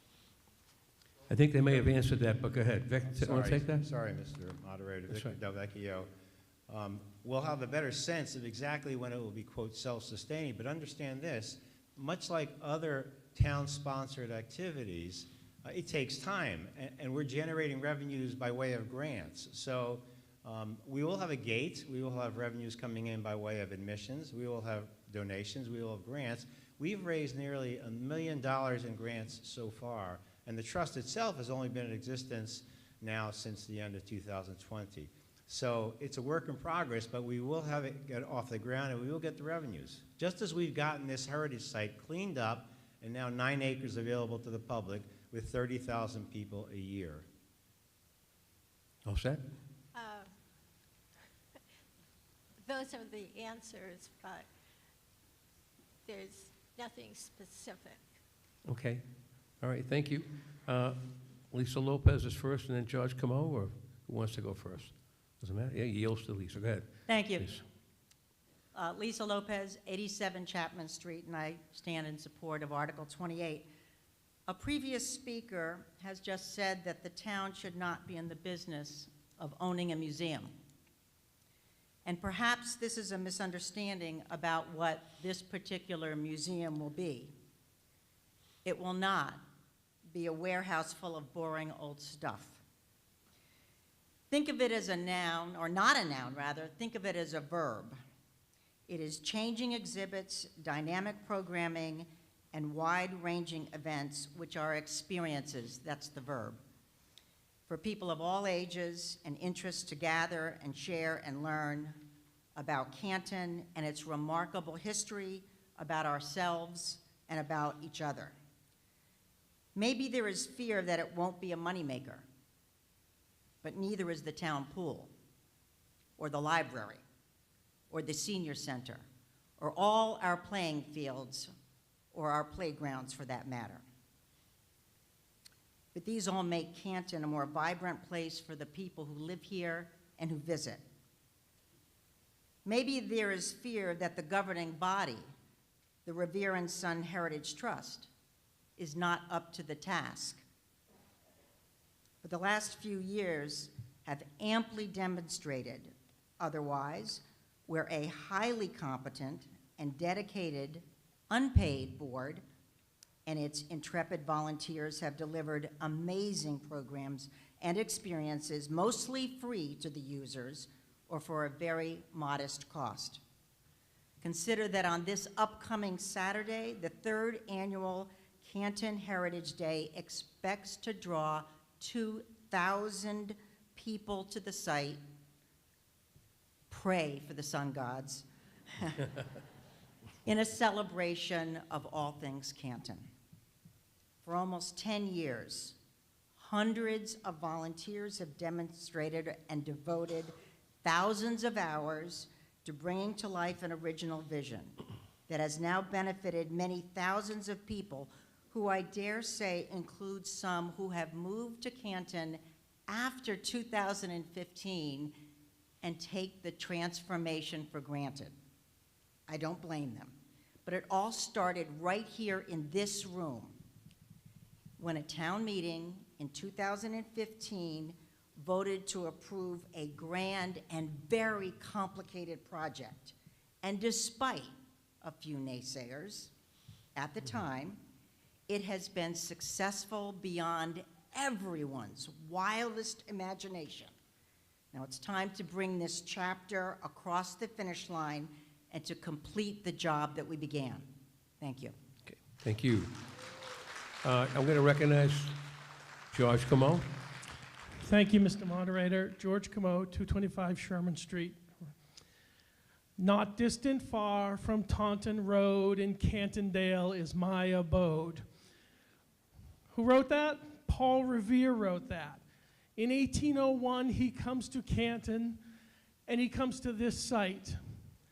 I will tell you... Mr. Camo, if I could ask you politely, address your comments here. I know you love talking to the audience. The audience, I know, Mr. I understand. Moderator. I will address you. I will address this entire body. Oh, God. Yeah, I know. All Oh, right. God. But you know, Mr. Moderator, we speak as a body. Yes. Our great privileges, the open town meeting, I speak to the body. And what I say to the body here is great towns do great things. This is an amazing project. More than 15 years of my life, and I got to tell you, it's a transformational project. This was a brownfield. This was hazardous waste. This was a site of decrepit buildings. And out of those ashes rises the dream that Paul Revere had for this community. That is a great community. When he came here during the American Revolution, he saw a town full of promise, and he selected Stoughton at that time, soon to become Canton, as the site that milled all of the powder for the American Revolution. It's an amazing site and amazing stories. The stories that are told in this museum, with the funding that you have tonight, will make good on the promise of the American Civil War, World War I, World War II, and hundreds upon hundreds of people who worked at that site. It's a privilege to do this. This is something that we should do as a community because it spreads the good word. As Mr. Beckham, a previous speaker, said, Canton is a historic town, and now we firmly take our place within the Commonwealth of Massachusetts as a truly great town. I ask that you fund this so that we can get the job done. It's a very important job. All the people who spend time at that site, all the children, and the multiple generations deserve this vote tonight. Thank you, Mr. Camo. I think there's a gentleman over here. Yes, sir. Can you name and address for the record, please? Yep, Kevin Donovan, 3 Adrian Drive. Mr. Moderator, just for a point of clarity, when we compare the Paul Revere Heritage Site Museum to town parks, pools, and losing money, those are services for the town, okay? And that's part of taxes. But for the museum, this is to, as Mr. Delvecchio said, this is to bring the outsiders in. So when we compare that we're losing money on a museum compared to we're losing money on town fields, town pools, that's the wrong comparison. Thank you. All right. Do you want to rebut that, or is Mr. Delvecchio? Thank you, Mr. Very Moderator. briefly. I was simply saying that we are seeing regional visitors, and this will attract regional visitors, but I never said that this is mostly regional visitors. In fact, the Consulticon report says that 2/3 of our attendance will be from Canton. Okay. Did you wish to comment on the rebuttal? No, that's fine, but Ms. Lopez clearly brought up that we're losing money on the pools, we're losing money on the fields. This is services for the people in this town, all right? So there's a different comparison. I just have a problem with you comparing the Paul Revere Heritage Site Museum to town parks, pools, and other services that we use daily in this town. All right, point taken. I think Mr. Keith is at the mic again. Yes, sir. Alan Keith, 3 Robin Road. I don't want to expand on what I said other than to dispute one of the prior speakers who said this would cost the taxpayers nothing. Now, this is supposedly it's structured so that the tax rate won't change, but the taxpayers will pay another $2 million plus the interest on that, plus the interest on extending other debt. So it is absolutely false that there is no extra cost to the taxpayers. We will pay eventually for this. And it is unfortunate that the proponents are unwilling to tell what the budget will be and what is going to happen when there is not sufficient revenue to cover the expenses for the staff that will be running the museum. This is a boondoggle. Thank you, sir. I think I recognize the chairman of the Board of Select Board, Mr. Conley. Thank you, Mr. Moderator. John Connolly, 37 Chapman Street, Chairman of the Select Board. Just for the record, the Select Board supports Article 28 for all the right reasons. Thank you. Thank you, sir.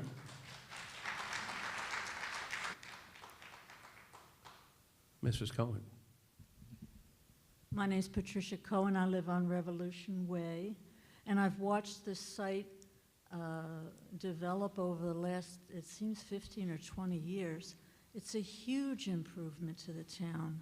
And I look out of my window daily.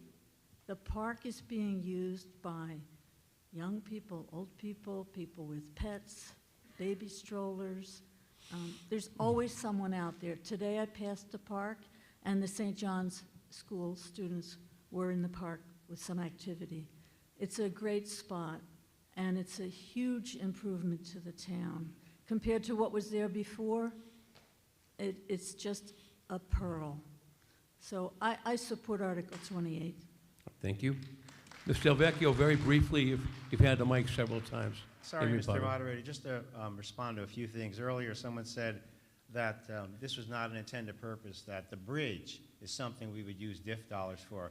That's correct. It is the bridge. But that's not all of it by any means. In fact, the bridge was the least of the costs in total associated with the development agreement. I remember, because I helped participate in that process, Exhibit H has $6.6 million in expenses. And guess what the largest number was? It was the mill and the barn. The town voted in 2015 to spend money on improvements to the mill and the barn. And those included things like bathrooms. They included light fixtures. They included flooring. They included pavers. They included parking lots. It's not true that this is a boondoggle or we misspent money. Not at all. And secondly, it's not a credit card. Without this development, without this project, with some folks opposed, thankfully very few, but some who are speaking tonight opposed back then, we wouldn't have approximately $190 million in assessed value. That's the number that we're talking about now. That exceeds even Eversource. That will become, and is, I think currently, the highest tax-paying project in the town. We were lucky, but it wasn't just luck. We worked hard, and that's why we have the benefits we have. Thank you, Mr. Moderator. Okay, thank you. All right, we've pretty much exhausted, I think, our discussion. Are you ready for, oh, we have one more person who would like to speak. Yes, ma'am. C-1032 Washington. I didn't get your name again for the record. Judy Duplessis. I think all of us will agree that area looks so much better than it used to be, but that's not really what we're talking about. What we're really talking about is the future from this point on. And I guess I may be confused, but so I'd like some clarification. These 6.3 employees that they're going to hire for this facility, who pays for that? The town? What happens when these people age and then we have to now have more money in retirement funds? I'm looking at not only what have we done, but what is it going to cost us in the future to continue to fund this year over year with employee salaries going up? That's my concern. At some point, you got to just say stop and let's be happy where we are now. All right, would someone like to perhaps clarify that? Any chance someone could answer that question that was raised? Mr. Del Vecchio, please. Mr. Moderator, Victor Del Vecchio, I said 6.23 or 2 full-time employees. That doesn't mean pension. Right now we're paying no employees except for part-times. We need one executive officer or director, someone who takes the role currently that the president of the trust is playing. But the funds are coming from the door, they're coming from grants, they're coming from donations. Our donations and grants are growing daily. So we've looked at this. It's not like we simply thought, well, let's see what happens. The select board hired a consultant to come up with a plan. We're following through with the plan. And yes, will it cover every single dollar at the door? Probably not, but that's why we have donations and foundations and grants to supplement. But we will be making up the money, or we won't have a museum, but I'm very confident we're going to get the money we need. So thank you. Thank you. Mr. Merrigan? Yes, sir, you're at the mic. David Merrigan, 2356 Washington Street. I move the question. Thank you, sir. All right, question been moved. That can't be debated. So now we're going to vote on the article. This is Article 28. This does require a 2/3 vote. Ladies and gentlemen, keep that in mind. So we'll try first a voice vote. We'll give it a try. All in favor of the adoption of Article 28, please say aye. Aye. Opposed? No. I would say it is passes, but I'm going to be safe. Could you please raise your green card if you're in favor? It looks pretty substantial to me. If you're opposed, I would say the ayes have it. It is so voted, adopted. Article 28 is adopted by 2/3 vote. Thank you. Next one.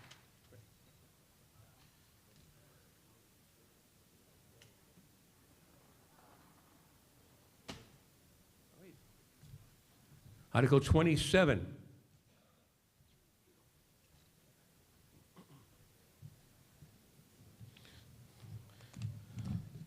Chair recognizes the chair of the Finance Committee to speak on Article 27. Mr. Moderator, the Finance Committee moves the motion as printed in the warrant.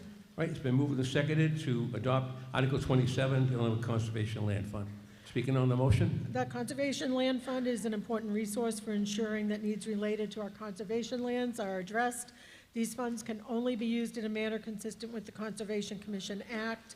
In the past, this fund has been used to hire summer employees to address maintenance needs, and this year, some of these funds will be used for a summer ranger to assist with trail maintenance and other maintenance of open space.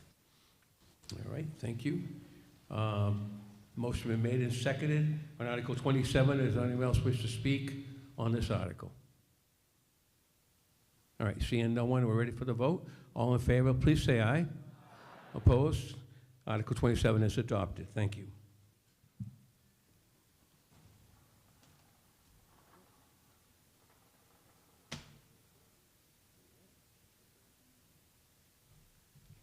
Article 29. This has to do with Public Works, I believe. The chair recognizes the chair of the Finance Committee on Article 29. Mr. Moderator, the Finance Committee moves the motion as printed in the warrant. Been moved and seconded. Speaking on the motion? In 2015, the annual town meeting consolidated the property maintenance department into the Department of Public Works. This article rescinds that vote and allows the town to establish the central maintenance department. Finance Committee fully supports this motion. It's expected to improve the maintenance of our buildings, create efficiencies, and continue that work that is already underway to free up our department heads from the role of maintaining their buildings. We feel this is a fiscally prudent direction for our town. Okay, thank you. Anyone else wish to speak on this article? Board of Selectmen, no? Okay. Seeing none, ready for the vote? All in favor, please say aye. Aye. Opposed? Article 29 is adopted. Thank you.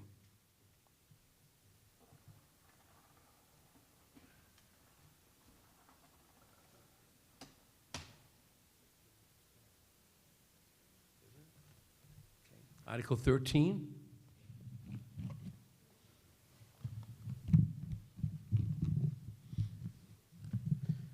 Chair recognizes the chairperson of the Finance Committee. Mr. Moderator, the Finance... Out here. I'm sorry. Go ahead. Finance Committee moves the motion as printed in the warrant. Speaking on the motion, it's been moved and seconded. Speaking on it. This motion allows for the transfer of $1 million in free cash in the current fiscal year to supplement the amount received from the Chapter 90 Roads Program for roads improvement. This is really an important opportunity for us to supplement the funds the town receives from the state. And by voting this now, it allows the town not just to have additional funds to support road improvements, but to get a head start because our state funds don't come until down the road a bit. This allows us to get out ahead of getting out to bid and beginning the work this summer that often happens later when we have to wait for state funds. So helping to get all those potholes and road repairs done, which I know we all want. All right. That's been moved and it's been seconded. I believe Article 13, pretty straightforward. Any questions on that? Ready for the vote? All in favor? Please say aye. Aye. Opposed? And it's declared unanimously adopted. Article 13 passes.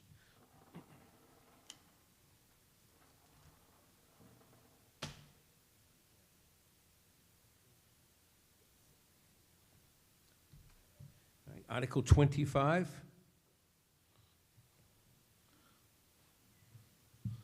It's an amendment to the bylaw, I believe. Chair recognizes the chair of the Finance Committee. Mr. Moderator, the Finance Committee moves the motion as printed in the warrant. All right. Been moved and seconded to adopt as printed in the warrant. Speaking on it, the chair. As previously noted, the bylaws have many inconsistencies, and included among those are inconsistencies when it comes to describing the role of the Finance Committee, including language in Article 7, Sections 1 and 4, which limits the Finance Committee to matters related to appropriations. We just discussed a DIF, for example, which is certainly a matter that you would want your Finance Committee to be weighing in on. This language is inconsistent with many years of past practice and inconsistent with other language elsewhere in the bylaw. This bylaw change would change the reference that speaks to the Finance Committee just having a role in appropriations to one that refers to matters that have a financial impact on the town. All right. Any questions on the article? Seeing none, ready for the vote. All in favor, please say aye. Aye. Opposed? That motion, I would say the motion carries, but we'll do green cards. If you could, please. Thank you. If you're in favor, please raise the green. I would think you're going to do it. Opposed? Right, the ayes definitely have it, and the motion is therefore adopted. So voted.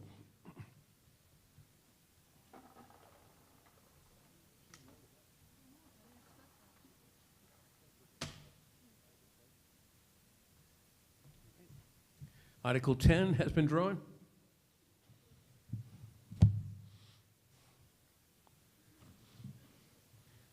So revolving funds, I believe. Chair recognizes the chair of the Finance Committee.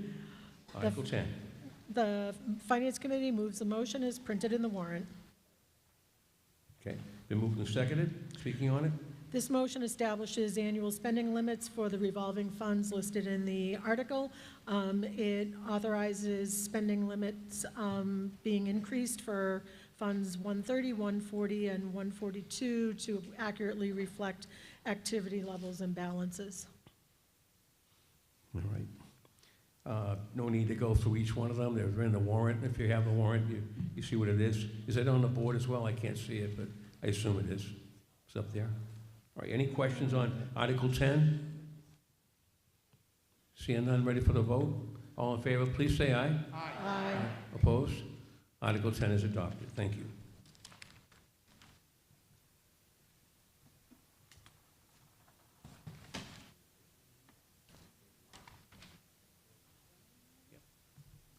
Article 31 has been drawn.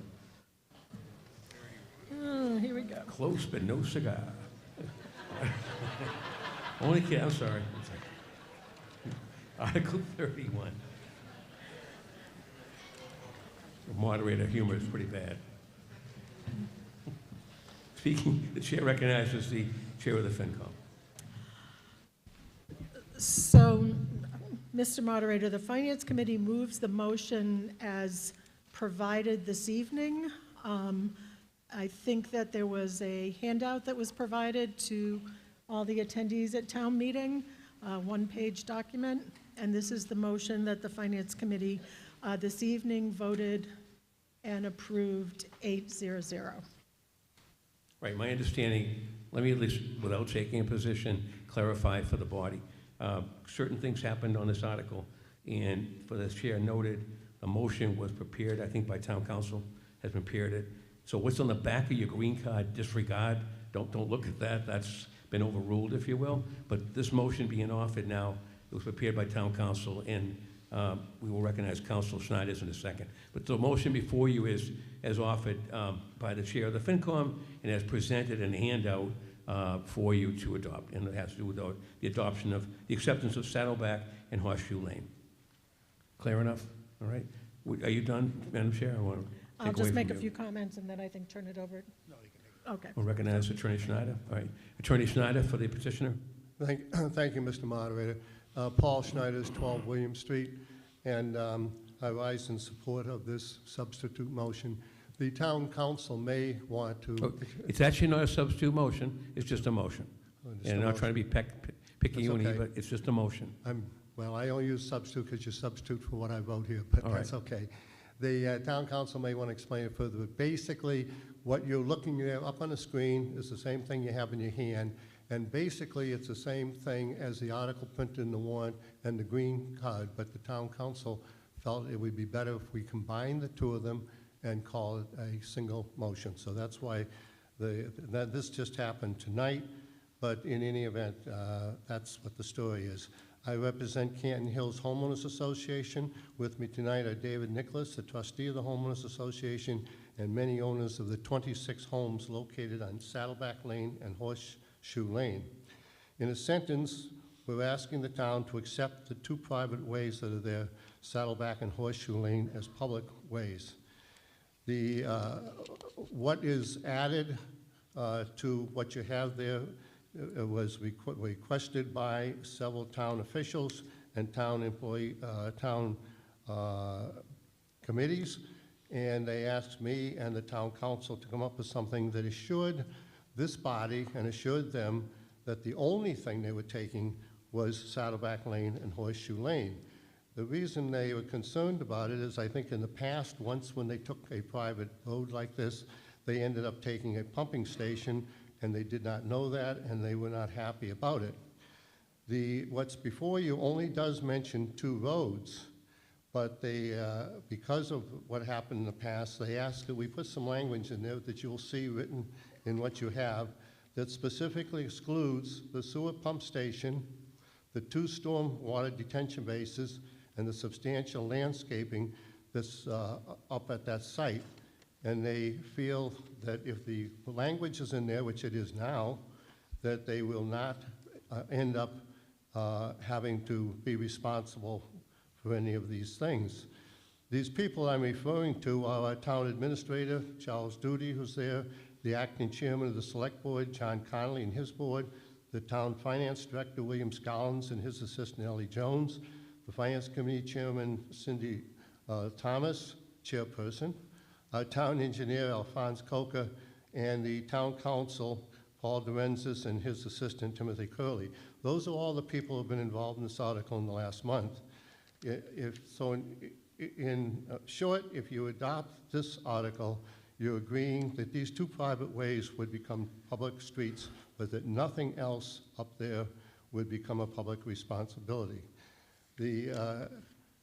Just to explain a little bit about where we're at, it's the two roads, Saddleback Lane, Horseshoe Lane, are located off Randolph Street at the Randolph town line.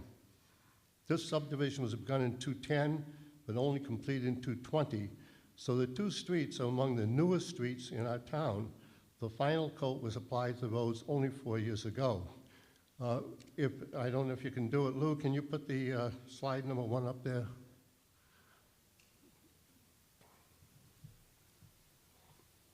All right, that's Saddleback Lane. If you look carefully at that, you'll see the homes on Saddleback Lane are very, very beautiful, upscale homes. The newly paved streets have very expensive, durable granite curbing. You see along the right-hand side there, most of the streets in Canton don't have granite curbing because it is very expensive, but it lasts for a long, long time. The goal of all towns is to make sure all of its streets are in good condition and safe. Ideally, towns would own all their streets and maintain them. But there are about 80 very old streets in Canton that are not in good condition and some are not entirely safe. Towns will usually not accept responsibility for roads such as this unless they are first improved by the private owners. Over in Saddleback Lane and Horseshoe Lane, we do not need any improvement because it's a brand new subdivision and they are safe. Now, the one little issue that you're going to hear about here, I'm afraid, is that this subdivision was built pursuant to Chapter 40B, which some of you may be familiar with and some not. It's a state law that requires that 10% of our housing be built as affordable housing.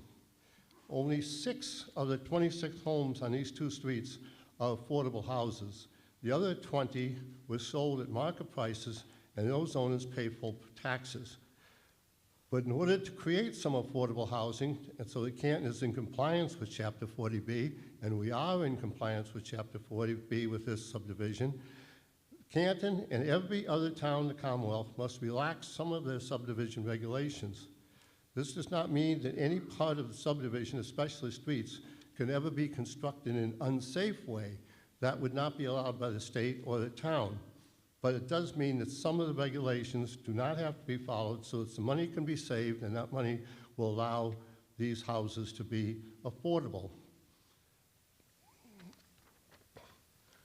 Initially, the boards were opposed to this. The select board was one that was opposed to it. They have changed the vote. I'd like to hear from the selectmen in a moment. The finance committee has changed their vote, and I think she just said it was 8 to nothing in favor of it. And we think it's a fair and reasonable thing for the town to adopt these streets, make them part of our road work, just like everybody, all the other good streets in town are. And we ask that you support this. It requires a 2/3 vote, so we hope that all of you support it. Okay, thank you, Attorney Schneider. I saw a gentleman at the microphone. Could you give your name and address, please? Dean Miller, 1069 Washington Street. Yes, sir. I have a couple of questions about the motion, actually about the original motion. In the original motion, the select board, which the select board opposed, they stated that the road itself does not meet all the requirements of the town's land subdivision rules and regulations. I would also like to remind people that there is no requirement that the town have to accept a private road that has been developed in a private subdivision, and that there were many instances in past town meetings where the town has not accepted the borough because the road did not meet what the town felt were the appropriate requirements of what was necessary and what the town wanted to maintain. Okay, thank you, sir. Would someone like to respond to that comment from the board, perhaps, or Mr. Conley? Thank you, Mr. Moderator. John Conley, 37 Chapman Street, acting chairman of the Select Board. Originally, the Select Board voted not to support this article.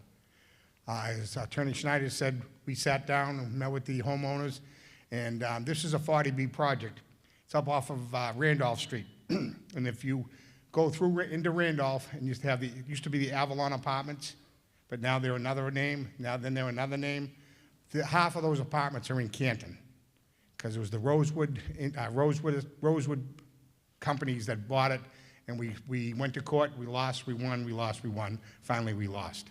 So I'm standing, and the select board supports this. We think it's the right thing to do. There were 22 waivers granted for this development. But if you go up there, they're beautiful homes, and there is 6 affordable units, which helps 10%. We're at 12.5 approximately. So I would support this. We have 88 roads that has not been accepted. That's not right. We've got to make a point and make a plan and get these roads and work with people other than abatements. I mean, not abatements, excuse me, betterments. The first betterment that this town did was back in 1989 with Huckleberry, Bayberry, and Strawberry Lane. Those folks did that. Second betterment charges were up on Nob Hill off of Walpole Street. So we want to work with folks. If you go up and look at this, I was staunchly against this because we accepted 2 developments that had sewer pumps, one on Esty Way and one on Oxbow Lane up off of York Street. These folks, I led the charge against this. Now I'm leading the charge for this. So I think it's the right thing to do. These folks, the Homeowners Association stepped up to the plate and said they're willing to put it in writing and get approved by our town council and their town council that they are willing to accept responsibility, and I trust them because our town council says, yes, this is enforceable, all due respect. So we gotta start helping the people. Legally, we don't have to plow the streets. Legally, we don't have to pick up the trash. Morally, I do. Because we have a rule of thumb that as long as I've been on the board, that any more than 2 homes for public safety, so God forbid an ambulance, a fire engine, a police car have to get up there to help the people up there. That's why we do it. Because if it was me, and I'm sure a lot of the folks didn't know. Because I had somebody ask me on a street that's right up there, we didn't know about this. It's not the town's responsibility. It's basically, it's your lawyer, your bank, or your real estate agent. And I hate to say, put those people under the bus, but I just did. So I would support this, speaking for myself, because I think it's the right thing to do. And the people are going to get up there. This has been going on for years and years and years. We have a way to stop the bleeding and help these folks out. And they came to us and said, this is what we're willing to do. We had a 2-hour meeting. So I would just ask respectfully that we support these folks. Thank you. Thank you. I'm going to go to Mr. Camo. Thank you, Mr. Moderator. George Camo, 225 Sherman Street. I rise to speak against this article and to help edify the body relative to the history of this article. In 2010, the town of Canton went to court over this project. At the time, the state's highest court ruled that the New Jersey developer, the Roseland Corporation, had the right to build 227 housing units on Randolph Street. That was 7 years after we first turned down this project. We spent tremendous amounts of money fighting these lawsuits, and we lost. We lost because of the status of our 10% housing stock. This project was built as a luxury pseudo subdivision. It slipped in to the town of Canton under the guise of a 40B. You've just heard tonight that most of this project are luxury homes. I won't read out the addresses, but I'll give you the streets. Saddleback Lane, house sold for $1.4 million. Another one on Saddleback Lane, $1.6 million. These are multi-million-dollar homes on a property that was never a subdivision. And that's a distinction that I'd like to raise because I served as a member of the planning board for 11 years. This is not how you accept streets in the town of Canton. This is a backdoor project. It should not be here this way, and I'll tell you why. The Canton Zoning Board of Appeals was heavily involved in this project. This was a 40B, and all zoning was suspended so that this project could slide through. We had no choice. The zoning rules were suspended. And as part of the suspension, 22 waivers were given for this project. 22 waivers that were very important to the town of Canton were waived under the guise of this project. And in exchange, the developer said, we will never make these streets public. We will maintain them under the housing association that we will put in place. Not only won't we make the streets public, we won't make the pumping station or any of the diversion channels or any of the water management. None of it will become a burden on the town of Canton. That's what we will do for those 22 waivers. That was their promise, and that's how the zoning board acted. There's been a lack of oversight on this project from day one. We don't know anything about the construction of these ways. As opposed to a subdivision where the planning board has oversight, the planning board hires engineers to review the project, to test how much bituminous concrete is put down, to make sure that everything is set correctly, to make sure that the utilities are set correctly, that the bounds are set correctly, that the pumping station is installed correctly.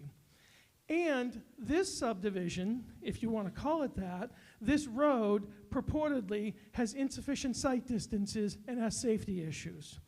There's been a lack of public process on this street acceptance from day one. You just heard about a private meeting that did not happen publicly among town officials to work out the deal that you just received a few minutes ago.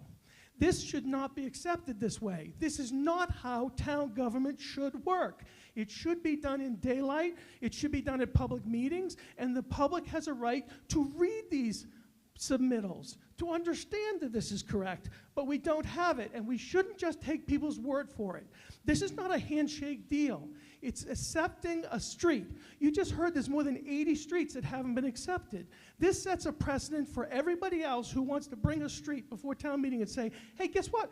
My street needs to be accepted. And some of the streets in this town, if you look at the beginning of your warrant, there are millions of dollars needed to be spent on streets. Before we accept this street, let me just ask that this, I would ask Mr. Moderator, through you, the board that oversaw this project was the Zoning Board of Appeals. I believe the chairman is here this evening.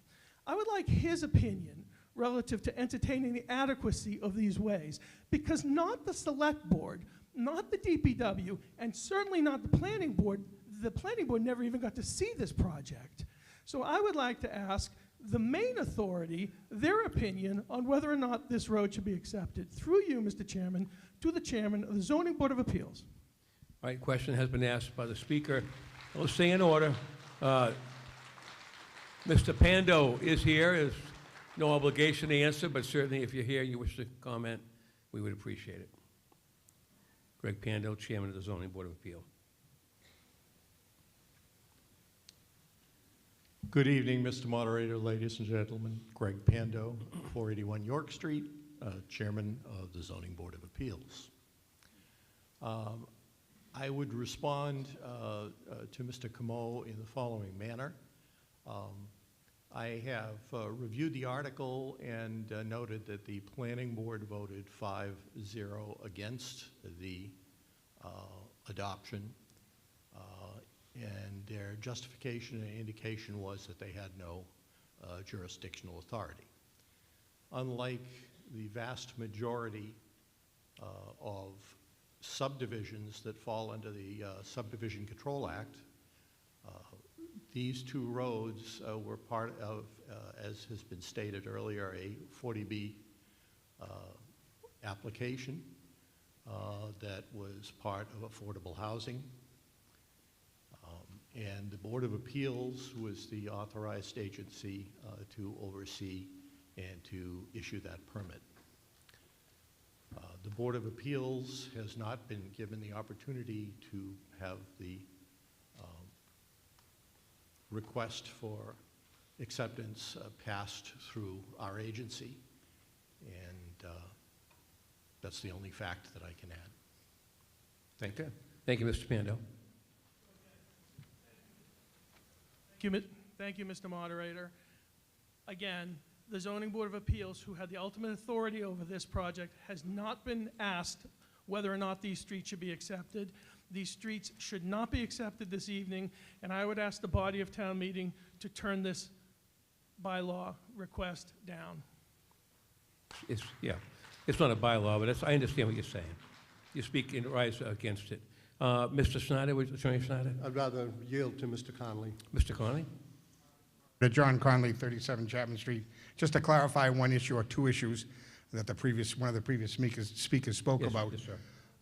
The majority of this 40B project is half of it, more than half of it's in Canton. You wouldn't know that because you have to enter and exit it through Randolph. So to say that there'll never be, you wouldn't know it's part of Canton except we get credit for those apartments. That's one. And number two, the Zoning Board of Appeals granted the 22 waivers, not the Select Board, not the Planning Board, not the Finance Committee, but the Zoning Board did, because we were up against it. So again, I would ask that we support this, because we're going down a track that we have to stand up and support the people of this town.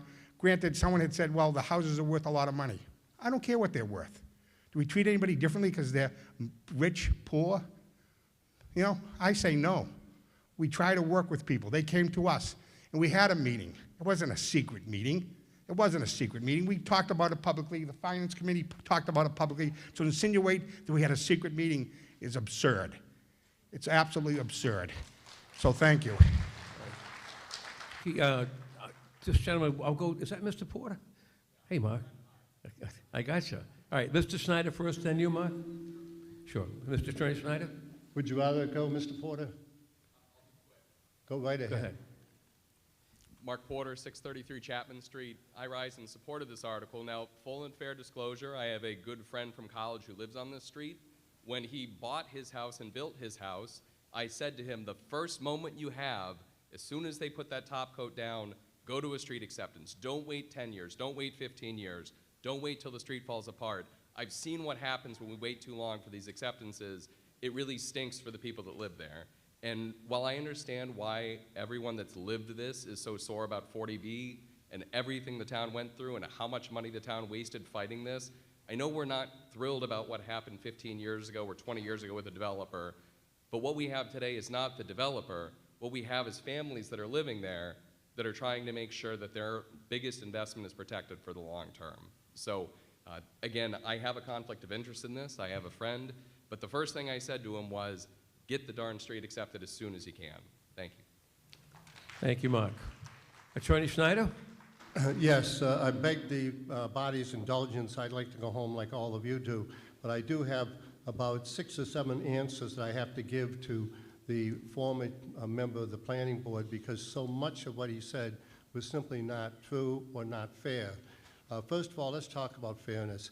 He attacks these people because they are, quote, luxury houses. Yes, some of them are over $1 million. That's a very beautiful, beautiful addition to the town of Canton. That money, though, generates $250,000 in taxes every single year. And all they're asking for is basic services. They would like to have their street plowed, which it doesn't have to be, thanks to the charity of people like Mr. Connolly.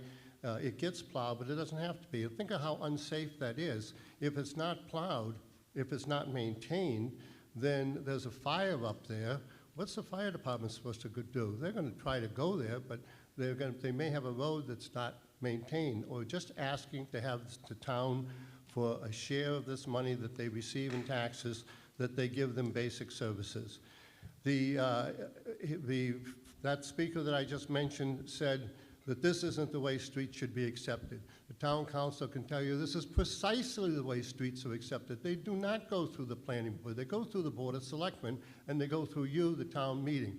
You people decide whether or not you want to accept these streets or not accept them. And as I say, there's only 2 criteria that are significant. Number 1 is, are they safe streets? And these are safe streets. Number 2, are they upgraded streets? Yes, it's only 4 years old. It's as upgraded as any. They talked about those poor 80 people in the town, those poor 80 streets. They haven't been accepted, and as Mr. Connolly said, hopefully they all will be. Hopefully we'll be here voting for all of them. But some of them are simply very, very old. They haven't been kept up, and it would be too much money for the town to do. The town doesn't have to spend a penny on these streets, except once they accept them, they'll do the same maintenance that they do for my street and your street. I'm almost at the end now, so I'll try to move quickly. The planning board, when they opposed, if you look at page 74, they gave their reasons for it, and I think we've answered them. They said the deficiency in the language, which needs to be more specific of what the town is accepting. They asked us to make it more specific, and they actually said this has got to go to town council. When we met with the town council and the various town boards and offices, they said, well, you shouldn't be having all these meetings. Of course you should have these meetings. That's how you get things done. It was not done in secret, by the way. They also said down below on page 74 that the planning board views was the town would be responsible for items other than the road. And that was a good issue. That was one thing they said was important. So we spent the last month hammering out language that made it clear that they are not responsible for anything except the roads, not for this pumping station, not for the retaining ponds, not for any of the landscaping. Simply, please take care of our roads like you take care of everybody else's roads. And that is pretty much what I wanted to add in response to what has been said. But it's not a complicated issue. I think I should say one word on 40B. Maybe I shouldn't. Thank you. All right, let's stay in order. That's good. That's good. Mr. Camo, if you could be brief, Moderator, please. through you, question to anybody who can answer. At what public hearing was this presented other than tonight? At what public hearing could we come and talk about this process? I don't know of that public meeting because they didn't happen. That's not about secrecy. That's about working in the back room and then bring it before us tonight. That's why this isn't ripe. Maybe this is ripe at a future date, but what public meeting was this all hammered out prior to this evening? Okay, we're getting a little bit of fire. This is really beyond the scope of the item. You want to respond to that? Go ahead. We're getting a drift here. It's getting personal. Is your microphone on? They spent probably in excess of an hour, maybe more, over multiple meetings discussing this. What is in the document you received this evening represents a culmination of both what's in the warrant and what's on the green card. It does not necessarily, and what was discussed in those meetings. And so I just want to be clear, that's not a hearing, but it was public meeting with agendas posted ahead of time and with public in attendance. And we certainly do our best to welcome at Finance Committee meeting, public input and discussion. Okay. Gentlemen, yes, sir. Yes, sir. Pete Matthews, 21 Kelly Way. Yes, sir. I live at Canton Point. It's a collection of 53 condos that were dropped there by Pulte. And we have private roads. We have a pumping station down the end. We knew it when we bought it. And are people saying that we should now have our roads taken as public? That's kind of a policy question. Our roads are 10 years old. Thanks. Okay. Good point. Valid point. I understand. Yes, sir. Yeah, Mitch Blostein, 2108 Davenport Ave. I live in a condo community with 54 units. My HOA pays for the plowing. I'll repeat what this gentleman just said. Okay. All right, Mr. Snyder, final comments, if you could. Final comments. I think any one of the board members could answer, and the chairman of Finance Committee just did. There were 2 open meetings on the Finance Committee. There was 1 meeting on the Planning Board meeting. There were 2 Board of Selectmen meetings. There was a meeting tonight with each of them, all of which would notify public hearing. So to suggest that anything was done in secret is just baloney. Okay. All right. The chair of the Planning Board. Yes. Thank you, Mr. Moderator. I only have one comment as a member of the planning board. We have not seen this particular article until this night, just like the rest of the members of the community. I just wanted to put that out there, and I'd like to move the question, please. All right. Thank you. Question's been moved. Now, this was a considerable article that spent some time on. I think you got to pretty much understand your points here. If you vote for it, you're voting for acceptance of Saddleback and Horseshoe Lane as presented on the screen and is handed out and is presented by the Finance Committee. This does require, though, a 2/3 vote to be adopted because it's a street acceptance.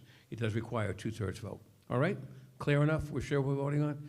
Okay. All in favor of the adoption of Article 31 and the adoption of the streets, please say aye. Okay. Opposed? That's a very close vote. I will now ask for the green. If you're in favor, please raise the green card.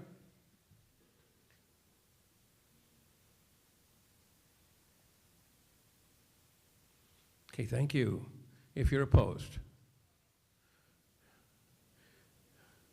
I do not feel 2/3 is supporting this article. I do not feel that. I think the article is failed to get 2/3. The standing vote? Okay, we need to have, I think, 7 voters or something like that. We need 7 voters to 7 stand voters to to ask doubt. for a standing vote. You have to have 7 people to doubt the chair. 7 people to stand. I won't take it personal, don't worry. I've been told it before. All right, if we close the door, everyone please sit down who's going to vote. Please, I ask you to please take a seat. You cannot be standing. And I'm going to need some counters. I have a list here prepared by the town clerk has asked me to call out some names of people who can assist. I need Peg Mead. If you're in the audience, come forward to be sworn in. Jim Mancuso, if you're here, please come forward. Gail McHugo, please come forward. Jeff Sullivan. Nancy McCusker, if you're in the audience, please come up. Deb Diaso. Deb, I met you last week. Deborah, not DSO. Pat Cohen and Christine Smith. I believe that's 8. 1, 2, 3, 4, 5, 6, 7, 8. Get sworn in by the clerk, if you would, and then we'll have the count.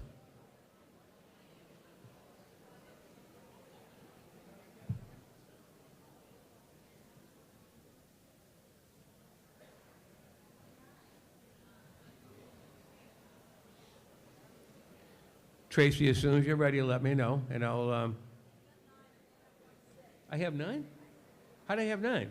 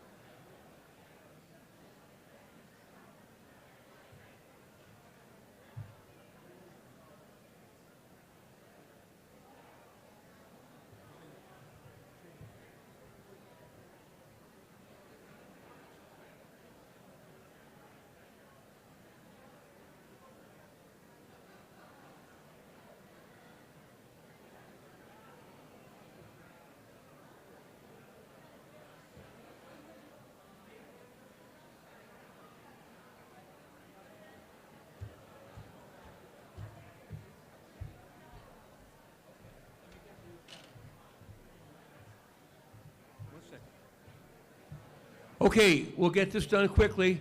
I need you again to be seated until, and actually you don't have to stand up. It's no more standing, it's raise the card. So, If you are in favor, the areas all assigned, we have 3 people on one area here.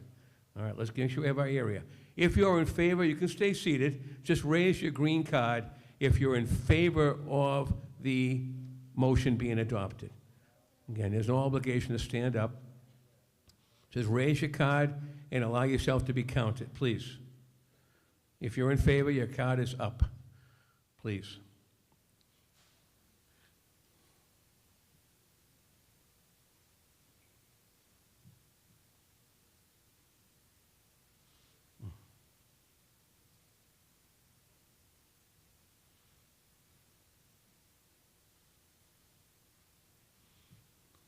Just keep the card up if you could. Keep your hand up until you've been counted, please.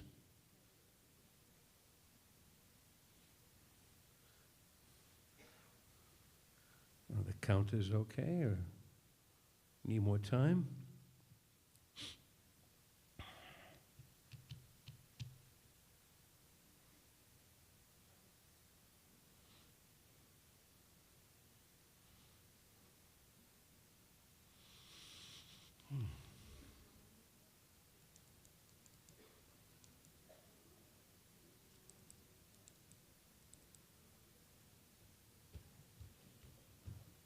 Okay, do you need, what's wrong? Okay. I had another question. I called somebody else. I don't know who. Okay, all right.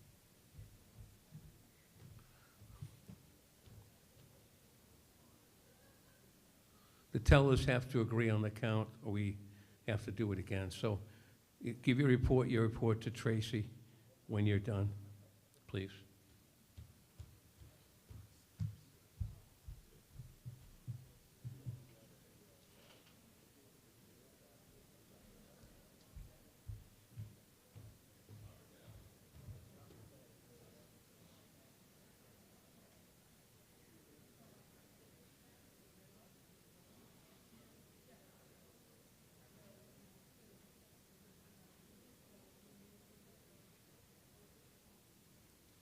Okay, you can put your hands down. Sorry. Thank you for cooperating for so long. I think we have the vote, but I'll double check. Okay. Okay. So, at this stage, what's that mean, front?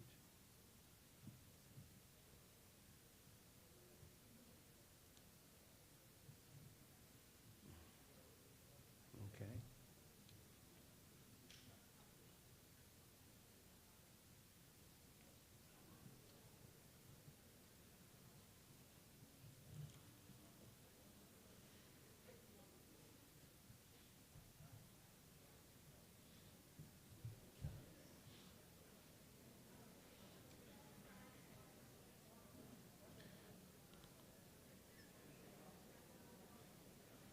Tracy, do we need to recount anything? Sit tight for 1 second. Okay, counters are in agreement. Are we all set? We all set? Okay, so now if you're opposed, I can proceed, right? Right? Okay, if you're opposed, hold up your green card, please, if you're opposed. 62, what's that? 60. Okay, very good. You hold on to those. Here's these. All right.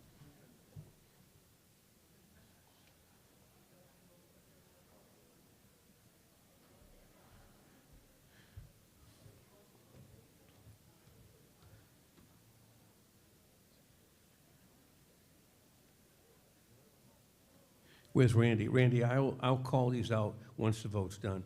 I don't want to do it right now, it's not proper, but I'll call them out. You can check my math, because you're way better than me. Hi. So, Yes? appropriate time, I would like to finish 10 Oh, sure. Yeah. Okay, no, there's no problem. Right before the budget, let's do that. That's what I was We'll thinking. stop that before we take the budget. I'll say we recognize. Yep. Okay, it's all I'll yours. do that. Absolutely, Cindy. Okay, just No wanna make problem. sure we're on the same No, page. always, we work together well. We do. We do. It's great. I love working with you. You're fine. So,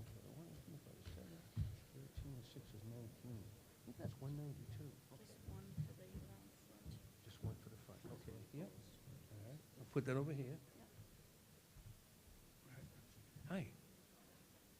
Yep.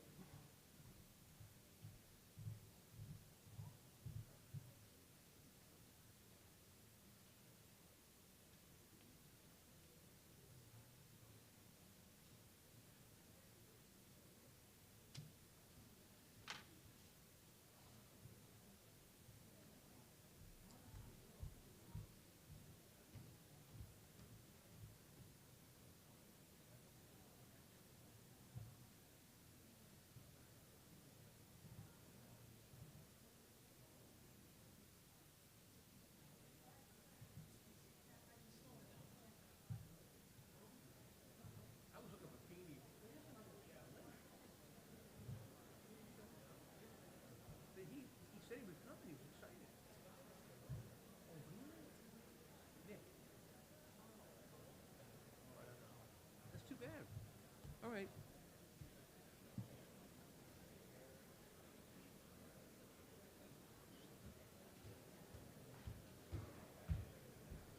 Gotta add two more to the front in favor because I forgot to add them soon. Uh-oh. Okay, 18, which makes this 194. Okay. Let's see, opposed for the right is 62. This ain't gonna make it, yeah. No. The right is 62? Yes. Right there, it's sunk. 50 on the, Go I'm ahead. sorry, that's center 62. I'm so sorry. Okay, hold on. Wait a minute now. It can't be. You said center. That's Center. the middle. Hold on. Okay, so 62 here. Yeah. That's okay. And what's this? And on the right is 50, 50. Okay. I don't think it passes. No, I don't think so. I don't know why he would doubt it, So but, we're still waiting. all right.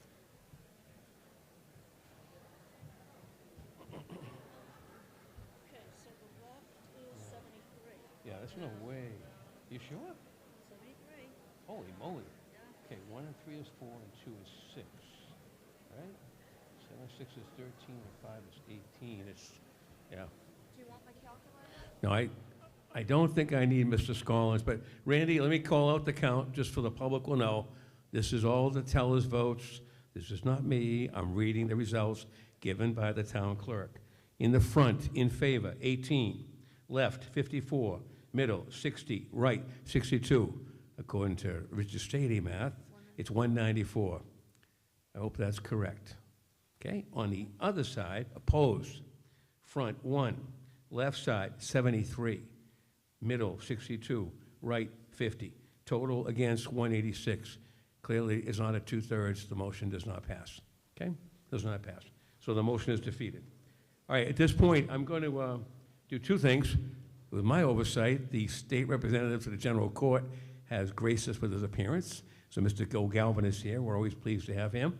And you can ask him any question you want, because we're going to stand in a quick recess for 5 minutes. 5-minute recess, please, indulge me. We'll be right back. Come back quickly. We'll try to finish up. Thank you.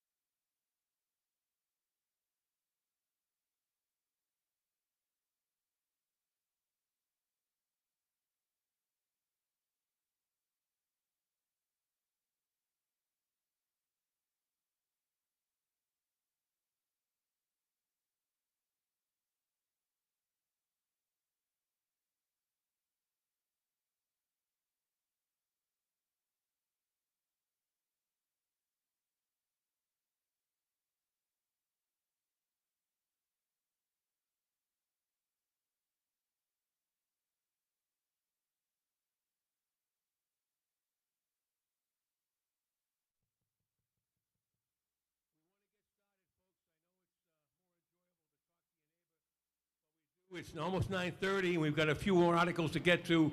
Maybe, perhaps, we might be able to get through our business in this one night. It's possible. So I'd like to ask you all, please come to order so we can get started again on the next article and move forward in our business tonight. You've been a great audience. We're doing very good work. Hopefully you bombarded Bill Galvin with lots of questions, because he's here. Walter took off. Senator Feeney sends his regrets, by the way. He said he was in session, but he couldn't make it. I don't know what Congressman Lynch, I'm not sure what happened. All right, we're going to draw a bowl. We're going to get started. Let's get started, folks. Reminds me of the old days in class when I was teaching, and Bill Galvin wouldn't stop talking.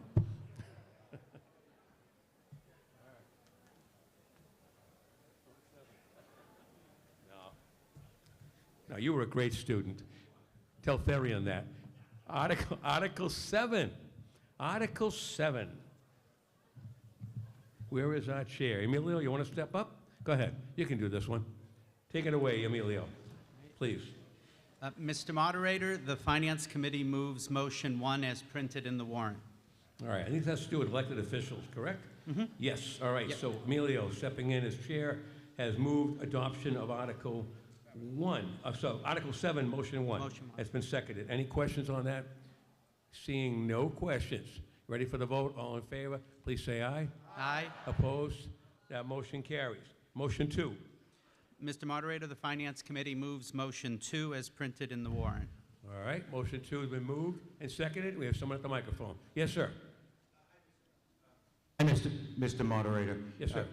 It's Joseph Amrine at 5 Cape Cod Lane. I'd like to, I rise to offer a substitute motion that I have written down, but if you'd like, I could explain my reasoning. Well, let's take first the motion. Is it more than 30 words? If it's more than 30, you have to have copies to me and... oh, it's not. You know, is it... That I move that the salary and compensation for all part-time elected officials of the town be divided evenly. Okay. First, I need some help to see if that's over 30 words, and I'm not trying to be picky-uni. I'm just trying to follow the rules. It sounds like it is okay. So you're saying divide it evenly, but I don't understand what's that mean? In other words, like some of the hardest working boards in the town, like the planning board, get no stipend whatsoever, and where other elected officials get much more. And a little history is a lot of people don't know that the select board gets free health insurance, which is about $13,000 a year.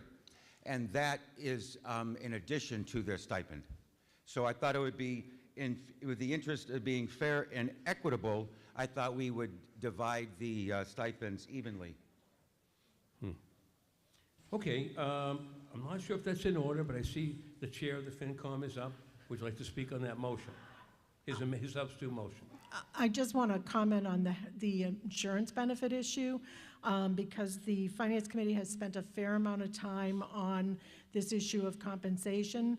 We decided this year to defer action and changing it only because the fall was incredibly busy with the special town meeting. It's just been a complicated year.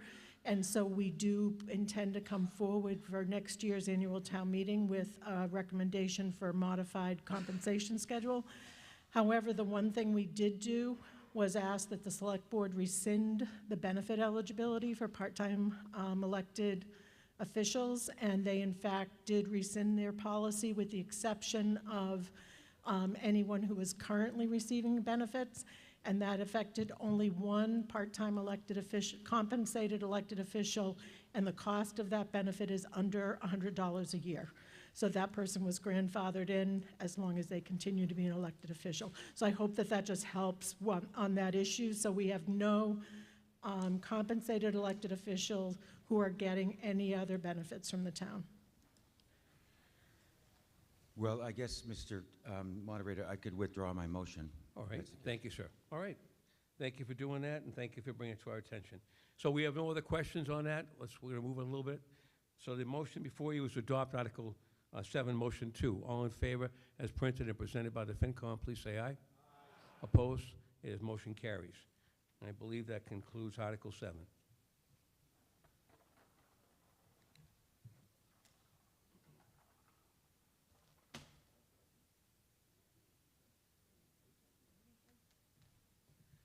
Article 19 has been drawn. 1-9. This has to do with an increase to the capital stabilization account. Chair recognizes the chair of the Finance Committee. Mr. Moderator, the Finance Committee moves the motion is printed in the warrant. All right. Been moved and seconded. Speaking on the motion. This motion transfers $1 million from free cash into the Capital Stabilization Fund. This reserve account provides a mean to set aside funds to be used to cover future capital projects, such as the Galvin Middle School. This does not require 2/3 since there is no borrowing. It's a simple transfer.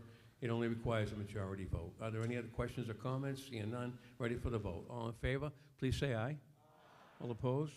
And Article 19 is therefore adopted and voted.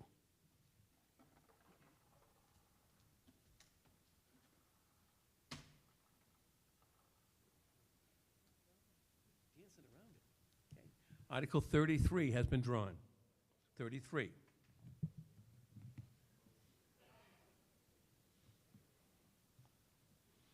Chair recognizes the chair of the Finance Committee, and then we'll go right to the Planning Board. The Finance Committee voted 8-0-0 to support the motion of the Planning Board as printed in the warrant. Yes, thank you. Been moved and seconded, and we recognize the chair of the Planning Board. Thank you, Mr. Moderator. Patricia McDermott, 225 Sherman Street. Article 33 is amend zoning bylaw section 4 as follows with bolded and underlined language indicating in Article 33. Article 33 was published in the Canton Citizen, a newspaper in general circulation of the town of Canton, on February 1st and February 4th, 2024, and on file in the Planning Board, Town Clerk, Select Board at Memorial Hall, and at the reference desk of the Canton Public Library. This is to certify that discussion was held by the Planning Board on February 21st, 2024, and continued on March 6th, 2024 at 6:30 p.m. in the Solemn Meeting Room. The public hearings concerning the subject matter of the warrant 2024 town meeting was held by the Planning Board on February 21st and continued on March 6th. The Planning Board, by a vote of 4-0, to send a positive recommendation this article be accepted at town meeting in accordance with the provisions of Massachusetts General Law, Chapter 40A, as much as also recently amended, to see if the town will vote to amend zoning articles, bylaws under the section 4.1.4, 4.1.5, 4.1.6, 4.2.1, and 4.2.2.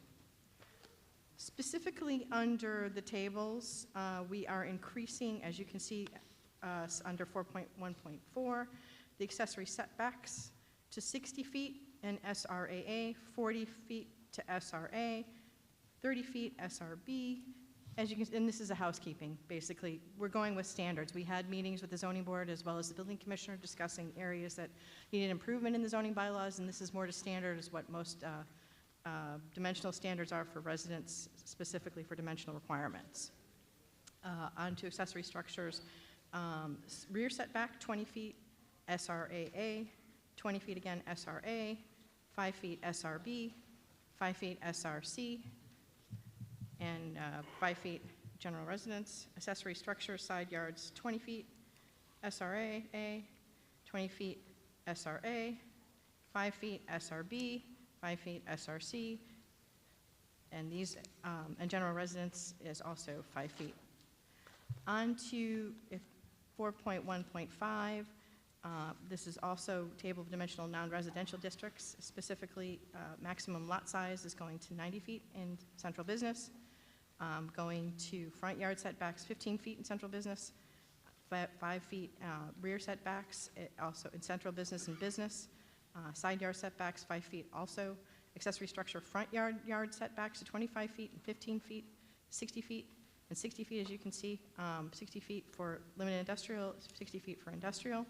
Accessory structure rear yard setbacks to 5 feet for business and central business, 5 feet also for limited industrial and industrial.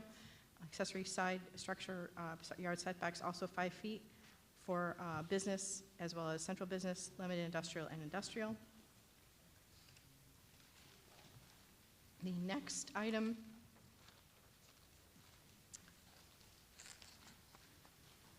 in reference to setbacks.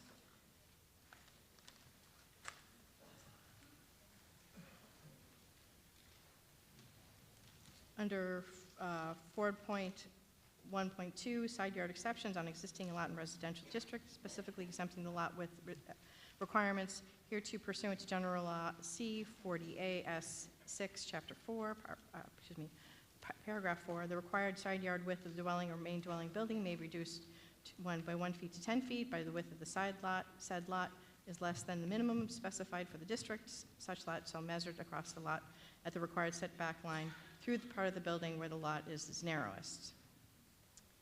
On to item 4.2.2. We are correcting under item number 1, the width of the yard or 10 feet set into the required setback distance or required yard depth. Also, we're adding item number 2, no unconditioned roofed porch shall project more than 10 feet into the required yard setback. I think that covers it, right? That does. Yeah, okay, good job. All right. Are there any questions on the article as read and presented by the chair of the planning board? And there were hearings on this, public hearings and so on. Vote was unanimous, right? Okay. All right. Seeing no other questions, ready for the vote. Questions? Someone have a question? I can't see. You have to go to the microphone, please, if you could. Please. You have to go to your microphone. And then give your name and address for the record, please.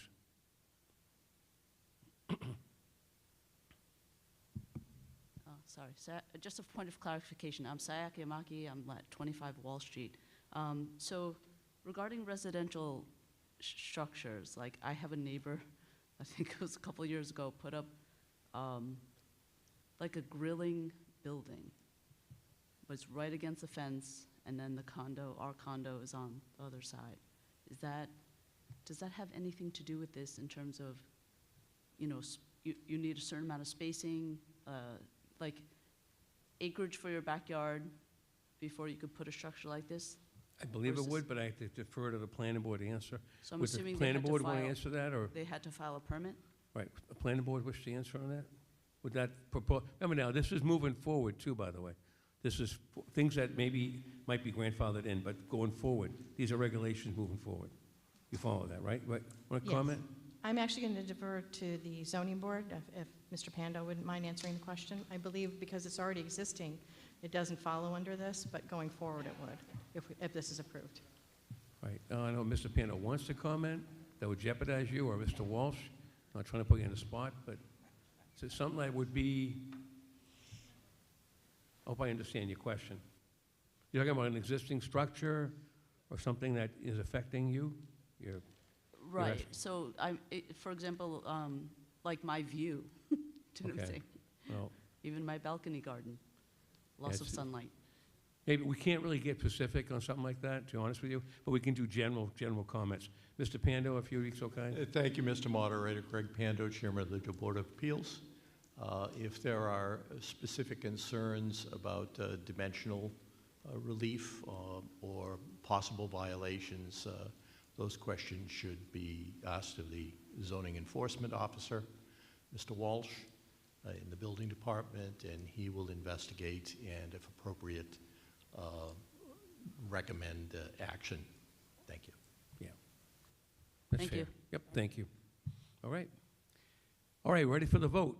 All in favor of adoption of Article 33 as read and presented this evening, please say aye. Opposed?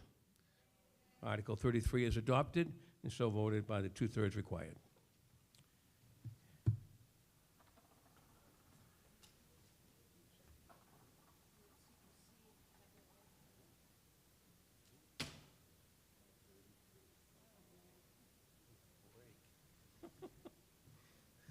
Article 32 has been drawn.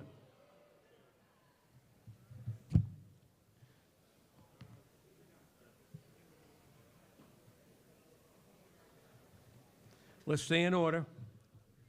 This has been well discussed. That's Article 32, the so-called overlay, junction overlay. Chair recognizes the chair of the FinCom. Finance Committee voted 7-0-0 to support the motion of the Planning Board as printed in the warrant. All right, thank you. It's a motion made and seconded. Chair recognizes the planning board. Good evening, Mr. Moderator. Patricia McDermott, 225 Sherman Street. Article 32 was published in the Canton Citizen, a newspaper of general circulation in the town of Canton, on February 1st and February 8th, and on file in the office of the Planning Board, the Town Clerk, Select Board, at Memorial Hall, and at the reference desk at the Canton Public Library. This is to certify that discussion was held by the Planning Board on February 21st, 2024, and continued on March 6th and April 3rd, 6:30 in the Sala Meeting Room. The public hearings concerning the subject matter for the warrant for 2024 town meeting were held by the Planning Board on February 21st and continued on March 6th. On April 3rd, 2024, the Planning Board, by a vote of 4-0, to send a positive recommendation that this article be accepted at town meeting in accordance with provisions of Mass General Laws, Chapter 40A, and most recently amended, to see if the town will vote to amend and adding the by right overlay bylaw. Mr. Moderator, I'd like to defer to Town Planner, Mr. Torres. All right. Chair recognizes the town planner, Taylor Torres, to speak on the article. Taylor? Thank you. Taylor Torres, Town Planner, 801 Washington Street. I am not a resident. I am a town employee. I've been here just under a year. We have a short presentation to give an overview on this exciting article that we're here tonight for. Thank you. Through you, Mr. Moderator. Article 32 is the Canton Junction Overlay District. So what is Article 32 about, and what is an overlay? An overlay, it's a special zoning district that's on top of an existing zoning district. So picture a layer cake, right? You have your existing zoning as the bottom layer, and then the overlay is a layer on top of that, so it doesn't affect the underlying zoning at all. It just gives additional options on top of that. The CJOD proposes streamlined permitting for housing that meets specific standards in a 56-acre area around Canton Junction Station. The CJOD will bring the town of Canton into compliance with Section 3A of Chapter 40A, Massachusetts General Laws, also known as the Zoning Act, the act that gives cities and towns the authority to create zoning in the first place. Next slide. So what is Section 3A? Now, before we talk about the article, just a little bit of background on the law. It was an amendment to the Zoning Act passed by the state legislature in January 2021.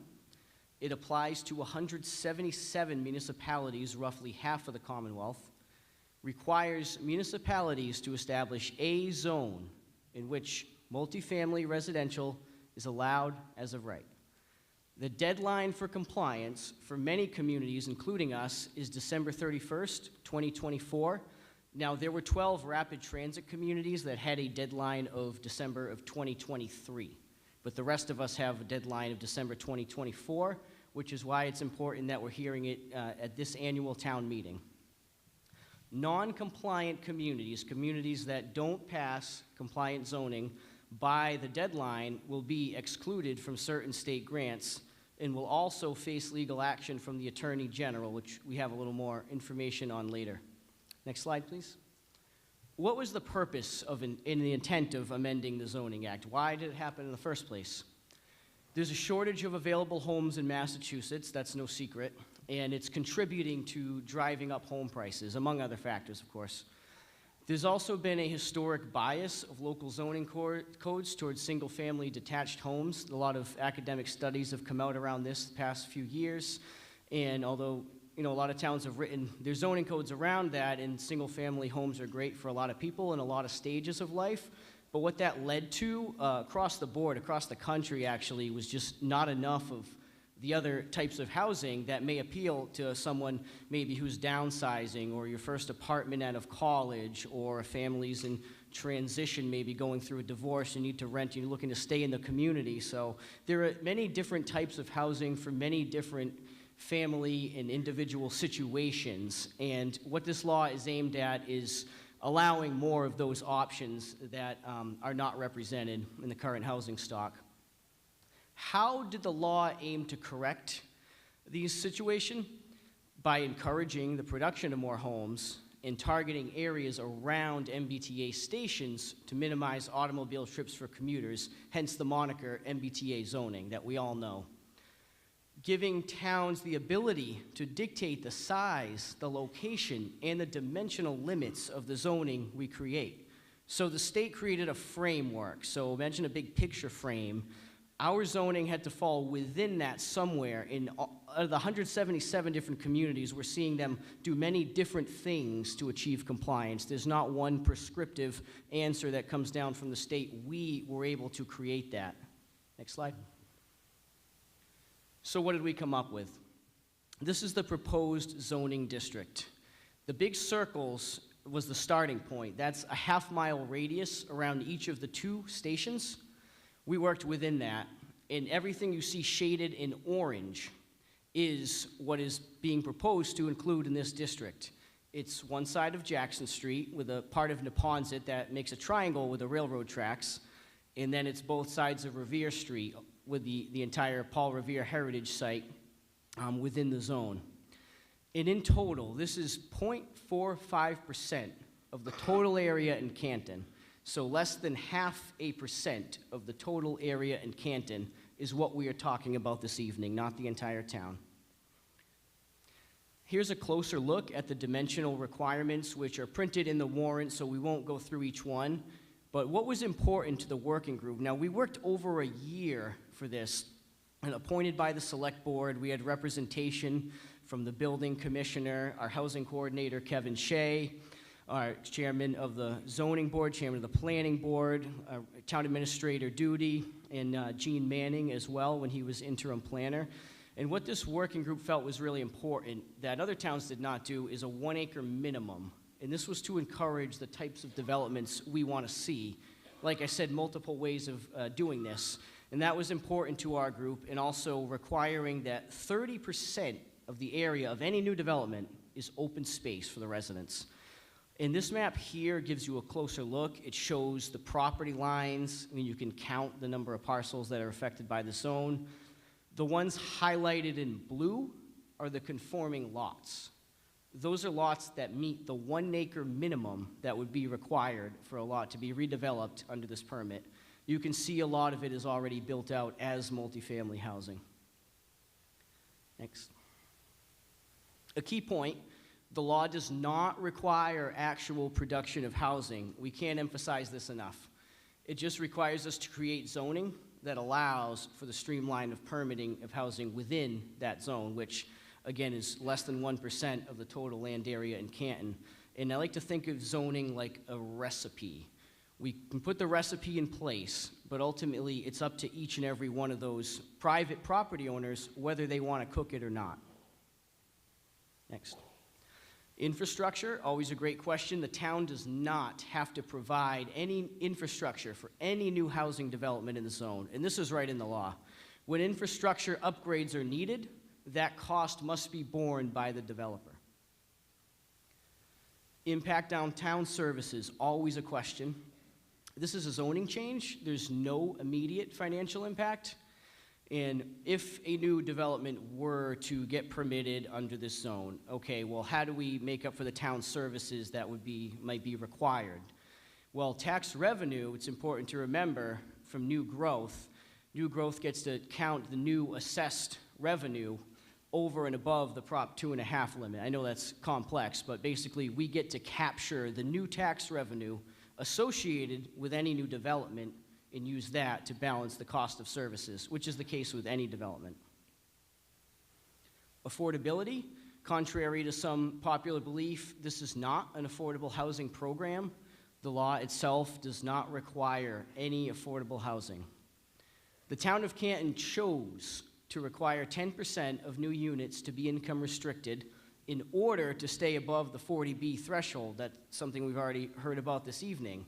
So in order to keep pace with that, the town felt it was important to require 10% of any new development to keep pace with the 40B 10% requirement. Local control. This article was written by the town of Canton for the town of Canton to fit within the framework of the state law.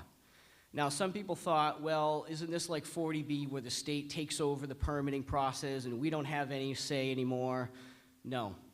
We still control the permitting process locally.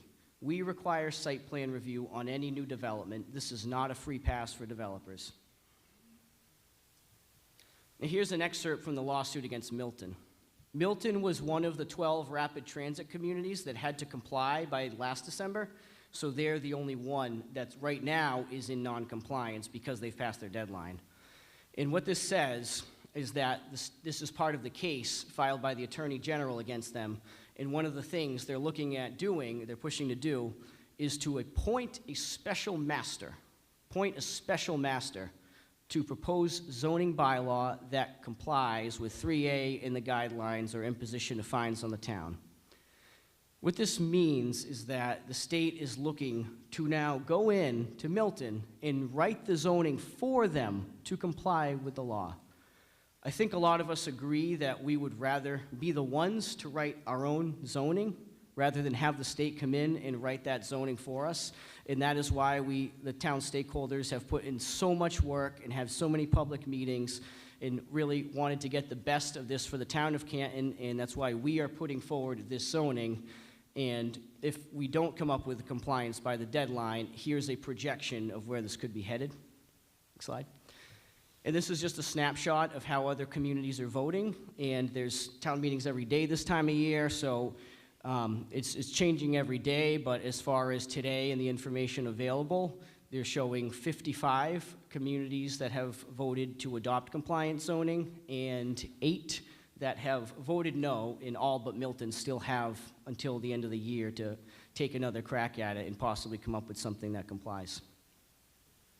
So thanks again to the MBTA zoning work group, these individuals mentioned in the select board for entrusting the group with this task. Our housing coordinator, Kevin Shea, is also available tonight. He has been helpful with a lot of the questions around the affordable housing component. And thank you, Mr. Moderator.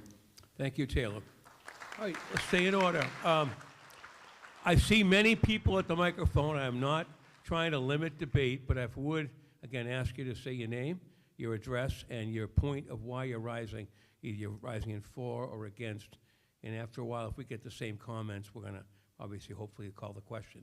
But I'm going to go in proper order. I see Mr. Marini was next. Taylor, if you would stay handy in case there's questions. Thank you. Mr. Marini?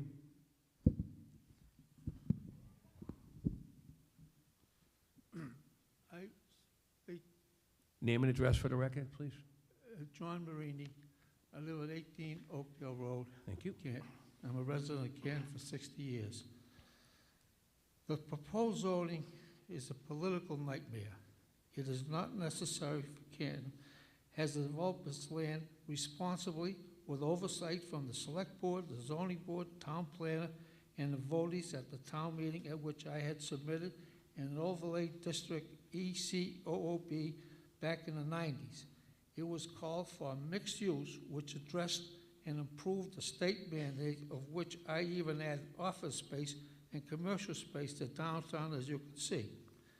You can see I also created 580 condos and apartments downtown. We even got recognition from the Boston Globe Spotlight for being the first town to go mixed use.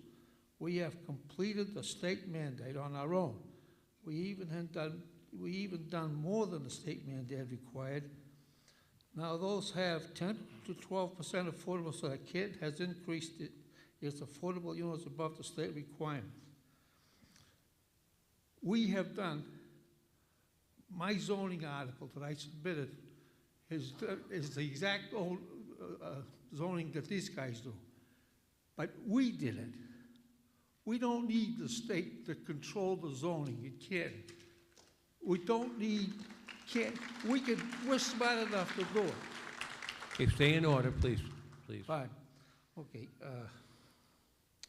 My concern is the future of Canton. Okay? I'm familiar how the state works. And their long-range plans, I was former chairman of the Mass Housing Finance Agency and controlled all the affordable housing in the state. I was involved with the 40B from the beginning. Then the state took it over, and they made a mess of that. The plan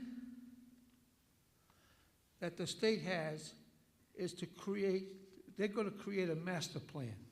And I was at the meeting back 20 years ago when they started this stuff, okay? The plan was that once they take over and have control of the zoning, They will then amend the statute to include all of Canton and the general residence vacant land. They'll move all the lines that the whole town of Canton will be included in this zoning thing. And the second part of that, when the state accomplishes that, they will eliminate single-family homes. And single-family homes will let them be allowed to be converted into 2 to 3 family dwellings. Also, a second dwelling will be allowed to be built on the same lot. We can always provide affordable housing by rezoning single lots to smaller lots, and builders can build smaller houses, sell at affordable prices. We can do this all on our own. We don't need the state to tell us how to do it, because if the state does it, right, let me go. This scenario will change Canton from a suburban town to an urban city, like Boston, which has been the state's intentions from the beginning. I have slides to put up. I'd like to put up a couple of slides. They're up there. No, we have them. Okay. We did. We made sure your slides are there. Yeah, okay. This here is the stuff that I built with our zoning, okay? It's 4 families. I built, that's a 27-unit building, and it's just properly designed and properly zoned. It's not big time. Give me the next slide. Oh, this is some of the other stuff I built. That's a 4-family house over there. That's a 12-unit building over there. That's Canton Commons. I'm not sure which one it is. Okay, now these buildings are what's going to be built with their zoning, because they have, this zoning requires you have build, I think it's 15 units or 30 units an acre. So you're going to have that building, the one on the left is going to be the building that's going to go on the Ponset Street, including my office building and the guy next door. Pardon? Huh? Oh, yeah. Moderator didn't say anything. Go on. Oh, okay, I'm sorry. Those are the buildings that are going to be built throughout Canton when they move that zoning line out to all the lot lines in Canton. And then I showed you the other slides. Go back to the other slides. The ones that I will build, that will be built on all that stuff. When you raise the density of land, okay, what they want to do, that automatically makes the land worth more than the building. So you're going to see eventually that a lot of people are going to tear the house down to build these units, because that's what happens. Money is a great, crazy thing. All right. When you raise the density, land becomes worth more than the buildings. And then I want to go. John, you all set? No, I'm not all set. Okay. I realize this is a tough decision, but all this paperwork and mandates comes down to one word: zoning. I was involved with the 40B. Who controls the zoning controls the future of Canton. And as a town, we cannot afford to give up the right to property zoning of our land. That will change the whole character of our town. High density increases the value of the land and decreases the value of the buildings. If the state takes over, you will see much property demolished to make room for high-density unit builders throughout our town.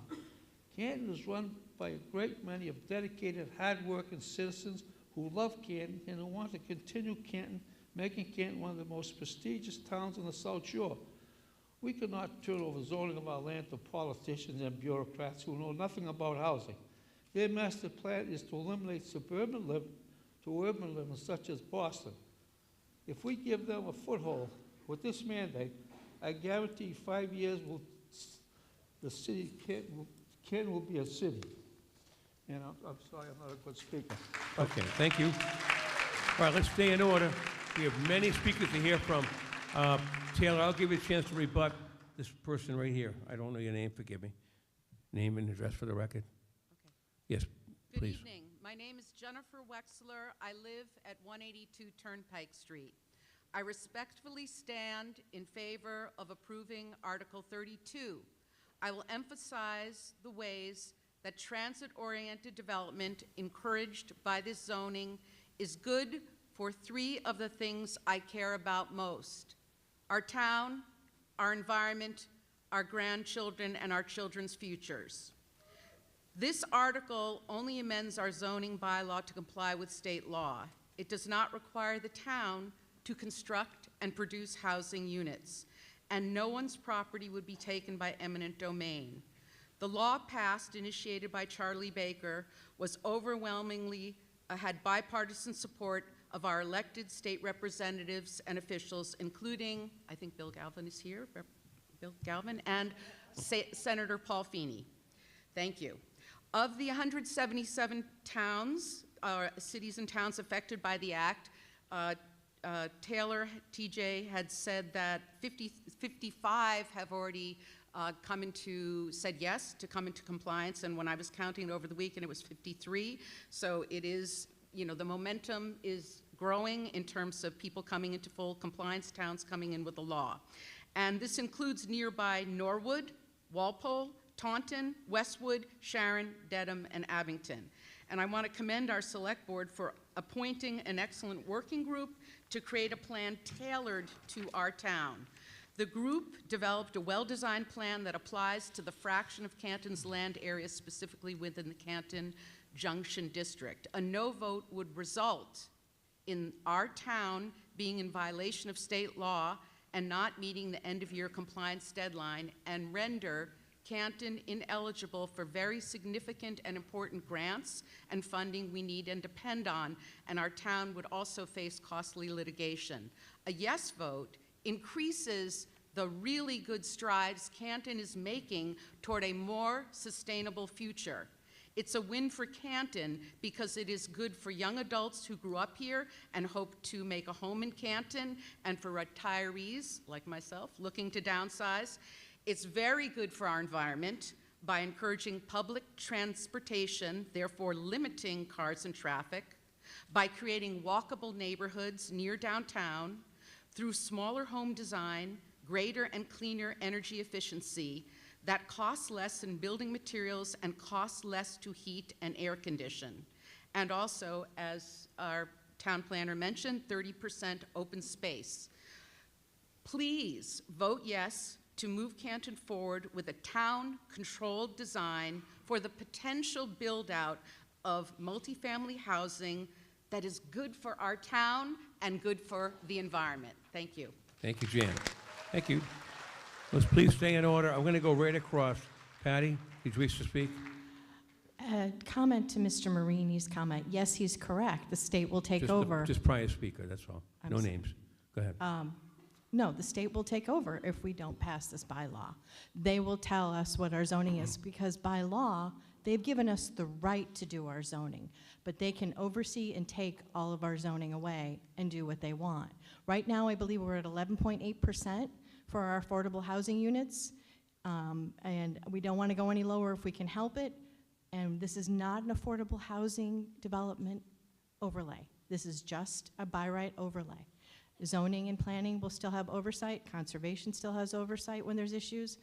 Select board, everybody will still somehow be involved. It's not going to be something that's just going to be done by the developer without anybody having oversight on it.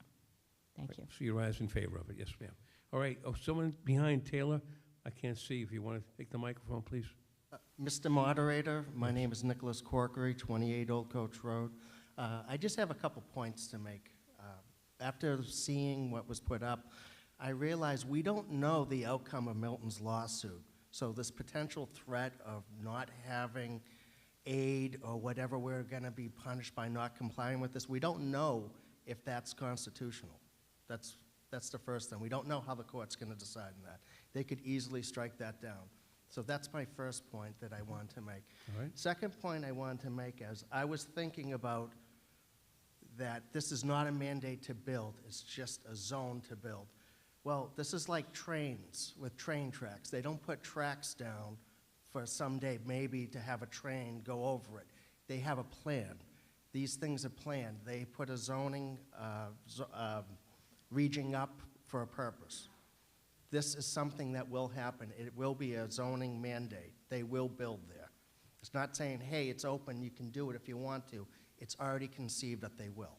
So I just wanted to point that out and to thank Mr. Marini, a man who has 70 years of knowledge, more than any of us in this room would ever know, for taking the time to do a presentation. So thank you. Thank you. Go back over here. Christine Smith, like to speak, recognize you. Yep. Thank you, Mr. Moderator. My name is Christine Smith. I live at 50 Coppersmith Way, and I stand in support of the article. First, I live within the district now covered by the proposed zoning article. I have no concerns about it, no concerns it's going to change the character of the area. Secondly, we recently sold our house and downsized to a condo in this neighborhood specifically for the location. I walk to the commuter rail to commute to Boston. We walk to local restaurants, to the library, and more. Creating transit-oriented housing makes sense. And my third point, finally, as a lawyer, my biggest concern is that voting this down will open Canton up not only to loss of funds, but also to legal action from the state, which would be very costly to defend and would take resources away from other needs of the town. So it is for these reasons that I stand in support of the article. Thank you. Thank you. Okay. This gentleman here, you're next. Yes, sir. Pete Matthews, 21 Kelly Way. I rise in support. I agree with the other supporting commenters. I would like to say that this is something the state needs badly. This state is bleeding people, and it's bleeding young people, the ones we need most. They need housing, and that's driving them away. They can work anywhere remotely now if they're smart enough, right? And this is a state issue. It's not a town issue, because not in my backyard will prevent towns from doing things on their own. So it's correct that the state has taken action on this crucial issue for the state. We used to have 12 reps in Congress, so what do we got, 8 or 9 now? We are bleeding people relative to the rest of the country. We have to do this. So our people in this town have chosen to comply with this correct state law, and we need to support it. Thank you very much. Thank you, sir. Mr. Miller? Thank you, Mr. Moderator. Dean Miller, 1069 Washington Street. I also rise in support of this article. However, I have 2 amendments that I would like to make to the article, if I can. We have to be careful on amendments only because it has to comply with the state kind of guidelines. Of course, I understand that. The first is it is that the minimum frontage of each of the lots be required to be 150 feet. That's the First Amendment. Currently, there is no minimum frontage requirement within the overlay district. That is a flaw, I believe, within the article, unless TJ would like to respond to that and say that there was some overriding reason for which minimum frontage was not provided. However, I believe that there are several lots within this zone as they have drawn it out, which have very small frontages and probably have issues right now with being built on as a standard lot. And so therefore, I think we need to really protect frontage as a very important part of zoning. Okay, hold on. So is this, you're looking to amend, if I'm correct in reading what you're saying, under section 9.10.6 dimensional it'll be an additional thing? Yes. Frontage setback? Yes. Am I reading you right? Okay. Let's go to TJ. Can that be something we can do, or is that going to be the state will say no, can't do? That's a valid question, sir. Frontage, it's a big thing when we're talking about subdivisions and single-family homes and the spacing on a road. In this case, we chose, it wasn't an error, we chose not to. And one of the things I mentioned we were very concerned with was the minimum lot size. So not so much how big the front was, but the overall size of the lot. And I would recommend not amending with frontage, and here's why. The state put out, I didn't get into it tonight, but I have in other presentations, the state put out a compliance model for us to test our district in and measure whether it meets all the requirements of the law. So we upload the maps in there, we input all the dimensional requirements, and then it calculates whether our zone meets the capacity required by the law. And so if we went in and plugged in the frontage into that model right now, we wouldn't know right now if what we're proposing would comply, so we could risk passing something tonight that doesn't even comply. I know in particular there's a very large parcel on Revere Street, or possibly two, that are set back and would not have that frontage, and those parcels are counting very greatly towards the zone, so I think that would jeopardize it, but it's a fair question. If I can reply, Mr. Moderator, the problem with those, I know exactly which lots he's talking about, and those are exactly part of the problem, right? The fact is that they have very minimal frontage, very small frontage, and so it would create a potential safety issue for them not to have as little frontage as they have. I mean, right now they probably can't be built on because they're what Mr. George Jenkins used to call pork chop lots, right? And they just don't have enough to be built on in a standard way. And so therefore what we're doing is we're allowing then the builder to come in and build on a lot in which we would not otherwise allow to be built on. And so that I believe is a problem for the town. Okay, so I want to make sure I'm clear as moderator.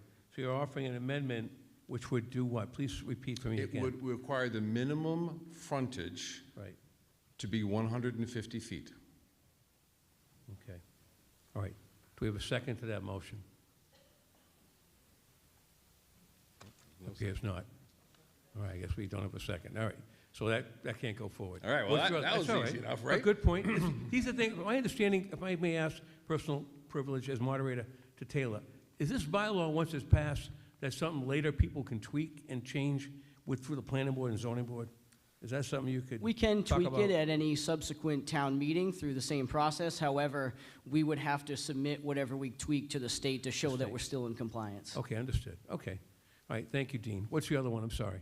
So that's, yes, Mr. Moderator. So the other amendment is to amend the height from 4 stories to 3 stories.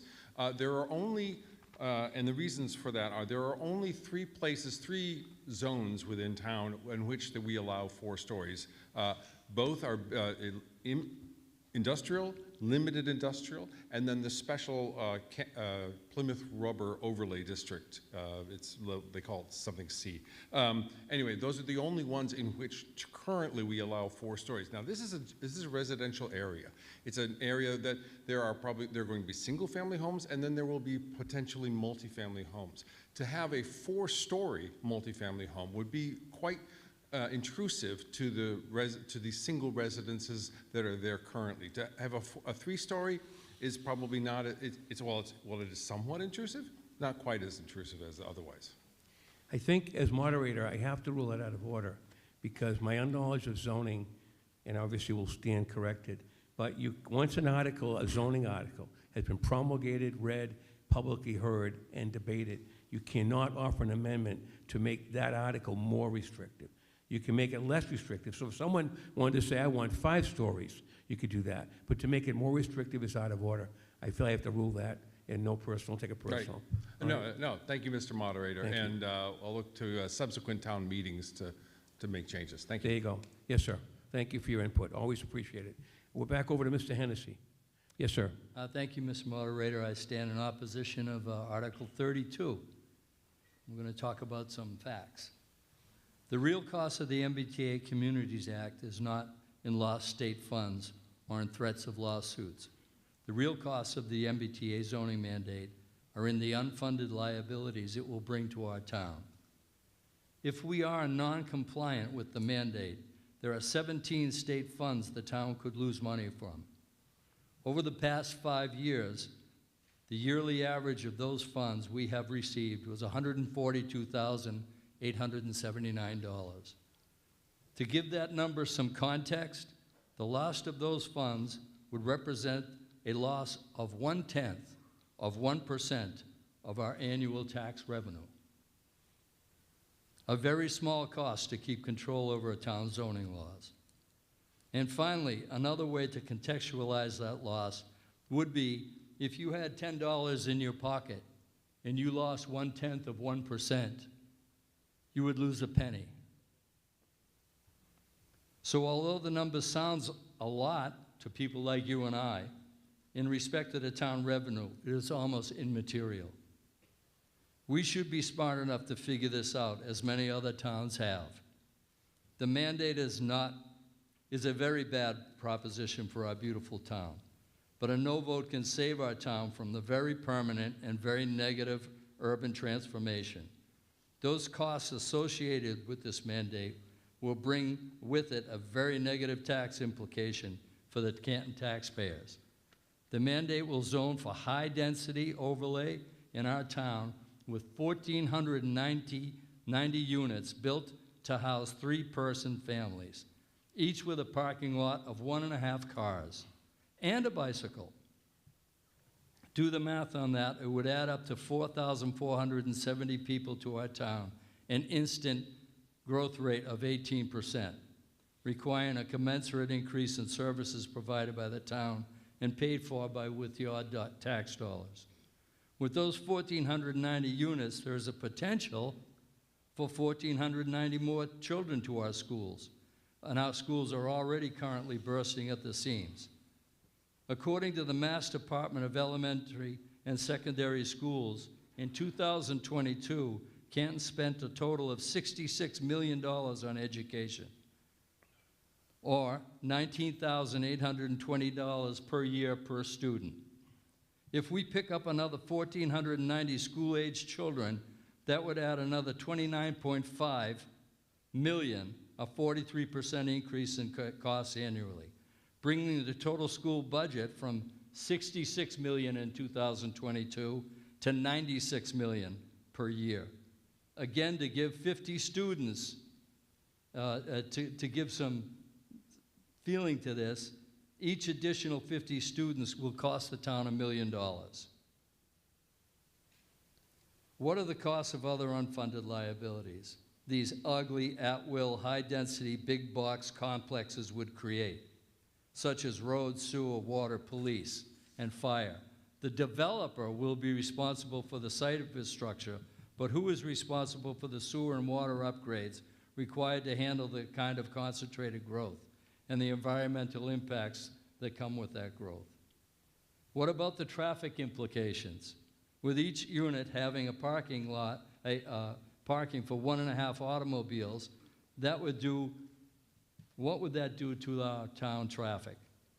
What about adding another 500 or 1,000 or a maximum 2,235 more cars to our morning and evening commute? Please don't be fooled by the people that insist this isn't a mandate to build. As soon as this overlay is in place, an at-will building will begin, as mentioned. Developers will max out the zone immediately. Why wouldn't they? After all, according to the Boston Globe, Canton has been named one of the best communities on the South Shore. Let's keep it that way and vote no. Right. Thank you, Peter. Mrs. Cohen, you're next.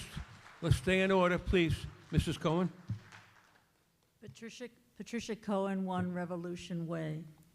I own and live at Copperworks Community, which is within the zoning overlay map being proposed. I'm standing to urge a yes vote on Article 32. I've lived in Canton for over 51 years, and my husband and I raised our 2 children in our first home on Ponkapog Way in Canton, in a single-family home with 3 bedrooms. I've been involved with the Canton community for many decades that I've lived in Canton, from the early 70s until now. It's been a great place for families. When our children were grown, we wanted to downsize but remain in Canton. We moved to Copperworks condominiums at Revere Heritage Site in order to simplify our lives. At 79, it was not a good idea for my husband to be on the roof with a leaf blower cleaning out the gutters or shoveling snow. We love our community and our neighborhood for many reasons, because it's so close to our beautiful green space at the Paul Revere Heritage Site. It's close to public transportation, which we use to travel into Boston, and it's a walkable distance to downtown. We enjoy our neighbors. The location is also very handy to Route 95, we're very grateful that this option for housing was available to our family. Our condominium building is one of the housing designs referred to as multifamily housing. It's not the only kind of multifamily housing, but it certainly has not depressed home values in the vicinity. If anything, home values on Revere Street and Neponset Street have increased as a result of the new neighborhood of Copper Works.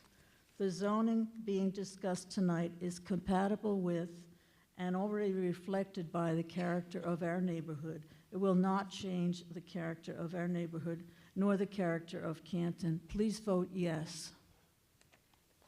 Thank you. I'm going across here. Let's see, Patty or Taylor, did you want to say anything on that? Just really brief? Yeah, absolutely. In response to, so we heard the number 1,490 thrown around quite a bit in various equations based off of that. So I just want to provide some context to it. Where did that number come from? Well, when the state promulgated the guidelines, they took a measurement of every community of the 177 because they're not all the same. They're not all the same land area. They're not all the same number of households. They're not all the same population. So they took those figures, the population, the year-round households, the land area, the transit area within half a mile of a transit, and they came up with a formula, and the capacity measurement that they put on there for the town of Canton was 1,490. Now, what does that mean? So my water bottle right here, and I promise you there's water in it, it's a 32-ounce water bottle. That's the capacity of my water bottle. How much water do I have in it? It's not full, but I have some water in it. When we went to design this zone, the working group, and we looked at different options, we actually looked at having a 3-story height limit, but that would have spread it out over 150 acres. So the planning board ultimately, after the working group's recommendation, the planning board thought, why don't we up it to 4 stories, and that allowed us to condense the footprint of the zone to only 56 acres. And if this 56 acres was an open grass field with nothing on it, no wetlands, could you build up to the maximum capacity units? Sure. But it's not.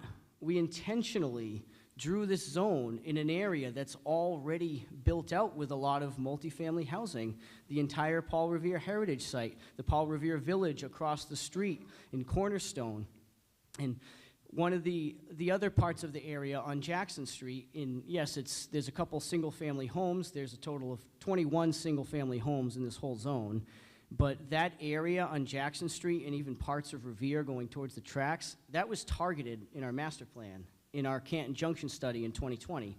That was already targeted by the town for multifamily housing because of its proximity to the rail and the need for housing. So if the zone is my water bottle, there's a good amount of water in it. There's already a lot of housing built out into this zone as is. And we did that purposely because we wanted to capture what we already built. All right. Listen, Taylor, you're making me hungry. I haven't had supper. You're talking about a layer cake, recipes, and water. All right, good job. Over here, Tara, please. Hi, Tara Schumann, 32 Wildwood Drive. I rise in support of this article. I probably know less about the details than a lot of people who have spoken. So I just want to kind of give the perspective of someone who has really just asked a lot of questions in the last couple of months. And what I've learned in asking those questions is, first, I honestly didn't understand the scope of the housing crisis in our state, in our country, probably in our world. And what I found interesting about listening to people talk about this issue is that it seems to deny the reality that this problem exists in our state. And I don't really see myself as just a citizen of Canton. I see myself as a citizen of a larger community that faces this problem. And so when I hear people speak about a lot of what, like Mr. Marini said, in this very kind of scary world of what will come of Canton, I understand that I think change is really hard, and I think that accepting the reality of the fact that we don't have enough space for people to live is really scary for all of us. But I think putting it in the context of we can vote this down and save Canton is not really a realistic way to go about it. And so when I hear people say things like what I just heard Mr. Hennessy say, like we need to keep control over Canton zoning, therefore we should vote this down, that doesn't make any sense to me. Because what the law has provided is a chance for us to control it. And so our planners have come up with a way to control it. And they've told us this is a good idea. And so what I'm afraid of is if we don't vote for it, then does that mean that who knows what can happen? And what people are telling me, like Mr. Hennessy and Mr. Marini, is I should be afraid of the state taking that control. But that will happen if we vote it down. So that's why I stand in support of it. Okay. All right, unless you have really something different to offer, I think we pretty much have tapped this out. I mean, really, we know how the lines are drawn. We're going to have a closed vote. I may just go right to a telecount. Do you have something different to offer? If you can make it very brief. It's almost 10:30. Go ahead. Mr. Connolly. Thank you very much. Stephen Connolly, 11 Carey Circle. I stand in opposition of Article 32. Okay. And I stand in opposition to it, not as a permanent no vote, but as a way to go back to the drawing board. Despite the great work of the committee and all the elected officials, what they didn't consider is that we could put this zoning area near the Route 128 train station as well. From Green Lodge, on Green Lodge Street, from Elm Street to the Neponset River is town of Canton property. We can put part of this district on Green Lodge Street. Now, we understand there's a little bit of conservation land down there. There's some other challenges with Route 95, but that area was not considered by the committee.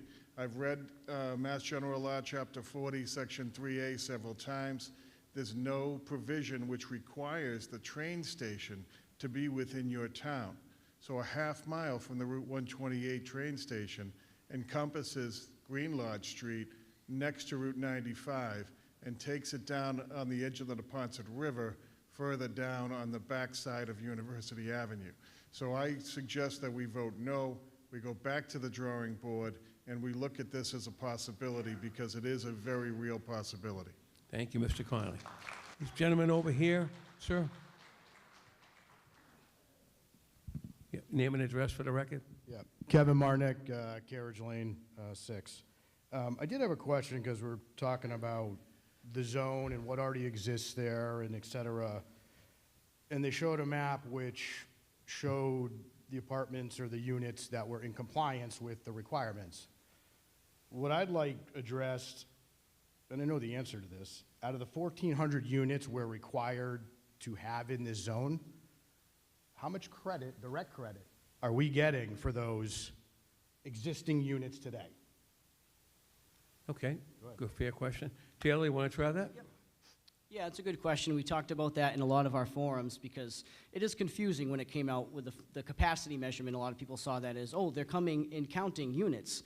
They're not counting units at all. That doesn't mean we get no credit or we do get credit. It means they're looking for capacity. So again, with the water bottle, sorry, they're looking at how much it can hold, not what's actually in it. And a good way to think about that in the reverse is, okay, so they're not counting existing units one way or the other. Do you think somebody would go buy out all the condos at Copperworks for the market value, knock the building down, and build the exact same thing? I don't think that's realistic, so that's why we saw a lot of the zone is already being built out to the vision that this law is looking for. Okay, thank you. That doesn't really answer. Out of the 1,400 with existing units there, I believe we Sir, have about I 600 think or you asked a 700. question. Taylor Yes. gave an answer. Anything else? He didn't give me an answer. Well, He really didn't. I'm asking for a specific number. Out of the 1,400, I think we have 600 or 700 units already built there that are compliant. How many of those do we get credit for towards the 1,400? No, we don't. No, we don't. It's 0. So if you know the answer, why'd you ask the question?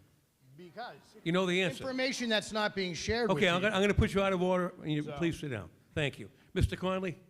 Yes, Chair of the Mr. board. Moderator, John Conley, 37 Chapman Street, Chairman of the Select Board. The Select Board supported this article. But as my father used to say, be careful what you wish for. Way back when Governor Baker was in office, he said, oh, nothing's going to change. It's all carrot, no stick. Well, he left, a new governor came, a new attorney general. Now it's all stick and no carrot. So I'm nervous.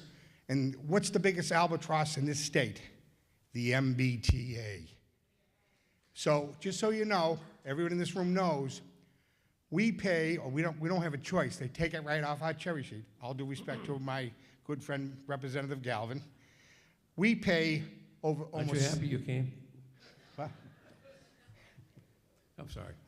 I'm sorry. We pay, you the taxpayer, pay $600,000 a year to have the T stations in our town. $600,000 a year. That's not going to do anything but go up.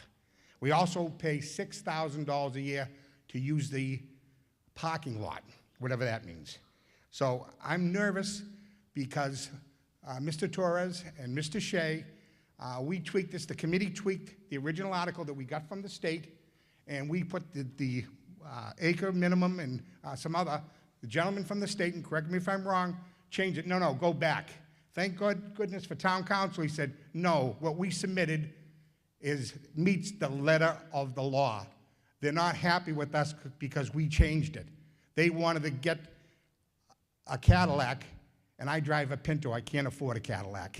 So I'm just saying beware of what we wish for, because once they get in, the MBTA scares me because it's running at a deficit. It always has and always will. So be careful that we get this, and we support it. So I'm just saying be careful. Thank you. Okay. You've been waiting patiently? Hi there, Tricia Florence, 24 Chittlebrook Road. Something different we haven't heard yet. I'd just like to express immense gratitude for everyone who is digging into the weeds on this on either side. I am not a resident I've lived here about 5 years. I don't have the level of knowledge that you all do, but I am so deeply grateful, no matter which side of this you're on, to have people in our town who care so deeply, whether we pay you or not. There are so many people in this room who are working so hard for our town out of the goodness of their hearts. And with that, no matter which way you vote, I'd like to move to vote. Oh, okay. All right. Question's been moved. It can't be debated. We're going to call for a vote. I think now at this point, I'm going to go quickly, but we may be looking at a counted vote, so may the counters be ready. We have to sit down, Mr. Marini. I'm sorry. We've had this extensive debate. I'm sure points have been made here. So if you are in favor, and by the way, this only because of state law, this does not require a 2/3 vote. It only requires a majority vote, right? Unlike a lot of zoning, the state, in their wisdom, created this bylaw to be created with a majority vote. So that said, correct? Majority vote needed. All in favor of Article 32, if you'd raise your green cards.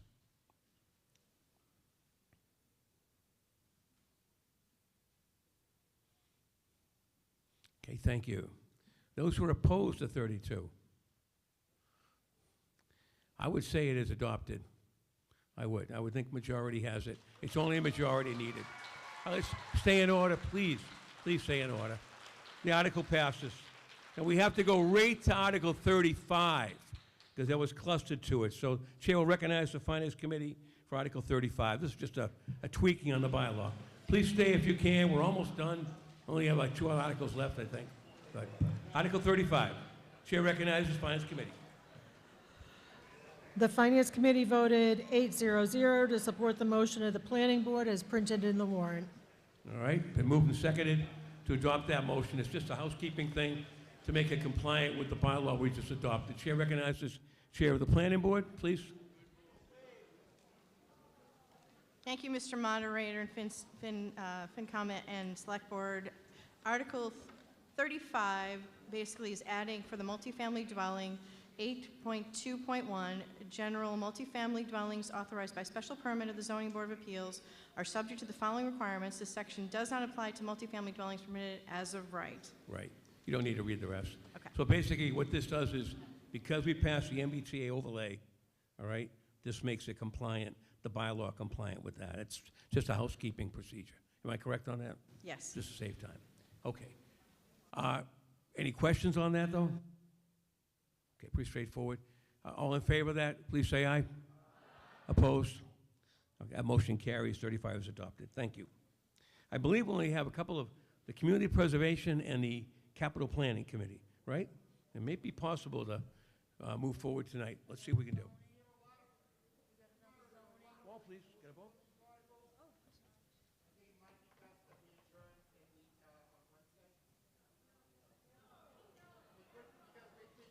Well, we're not at 10. We're not at 11 o'clock yet. I would think to see how far we can go. We'll see. Let's see how far we can get.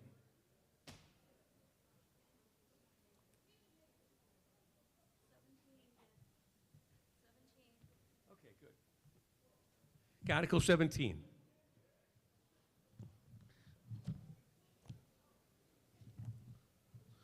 Chair recognizes the chairman of the Finance Committee for Article 17.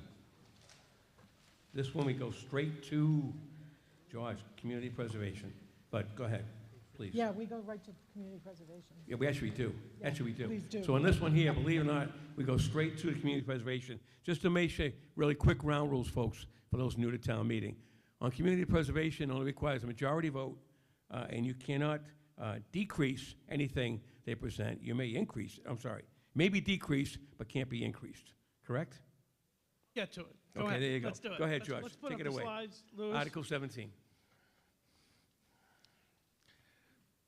All right, given the lateness of the night, I'm going to just present very quickly the CPA overview. The Community Preservation Act funds come from that 1% surcharge on real estate. If you have any questions on where the funding comes from, see me after the meeting. But this is our 10th year of presenting this, and so I'm more than happy to answer any questions that you may have. Tonight, you're going to hear some very quick presentations of funding that we're recommending to town meeting that are located in two of the buckets, open space recreation and community housing. We do not have any historic preservation items to present this year. 10% of our funds from the Community Preservation Act have to go into each bucket, so you will see us move 10% of that money into historic preservation as part of one of my motions. Next slide, please. An overview over the last 10 years of the fund shows where the money has gone historically.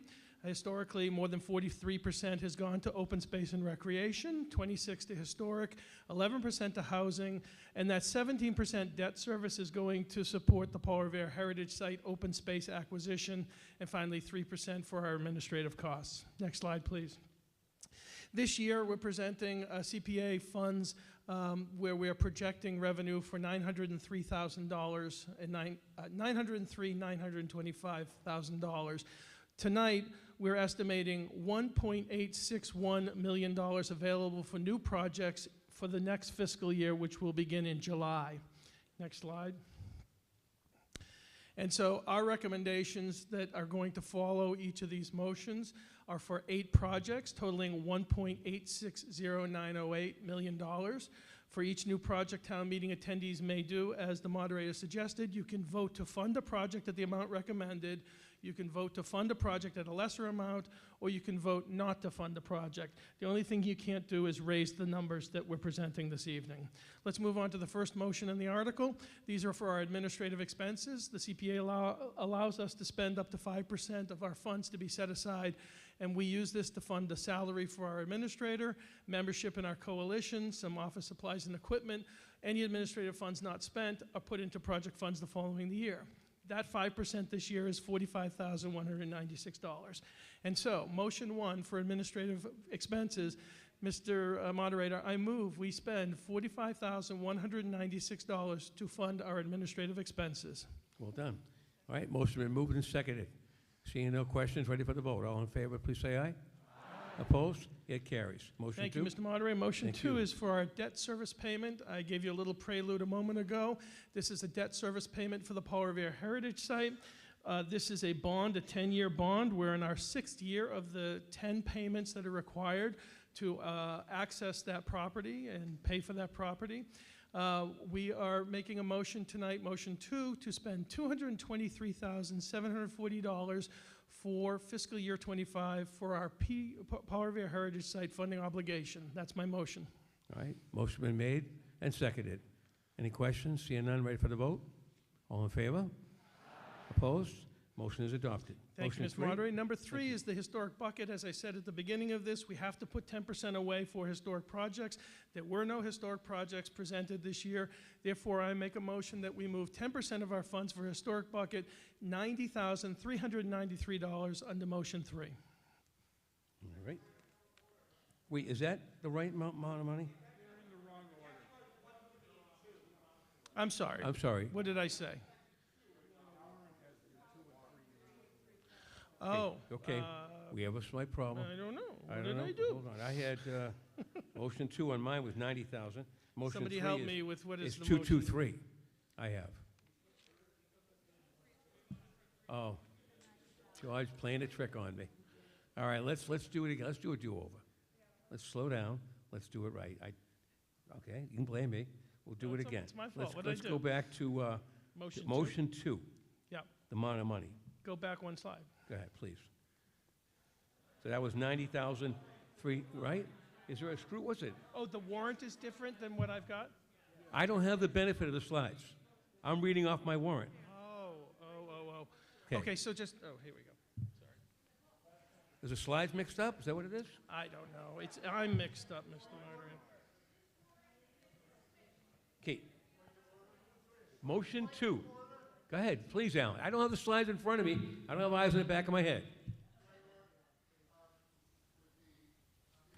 Please move the motion as written in the warrant and then speak about it, because the motions you are moving are not the motions that are in the warrant, and that could confuse things later. Got it. Okay, thank you, Alan. Thank you so much, Thank Mr. you. Moderator and All Mr. right. Moderator. That's all right. All right. Haste makes waste. Let's slow down. So motion 2, do we need to revote that?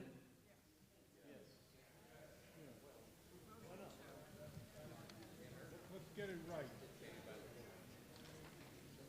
Thank you. No, there's more to it. Mosing. Oh, I see it. Okay. All right. Mr. Moderator, I move that under Article 17, Right. motion 2 be approved as submitted in the warrant. That sounds fair. Is that sum 90,393? $90,393. Perfect.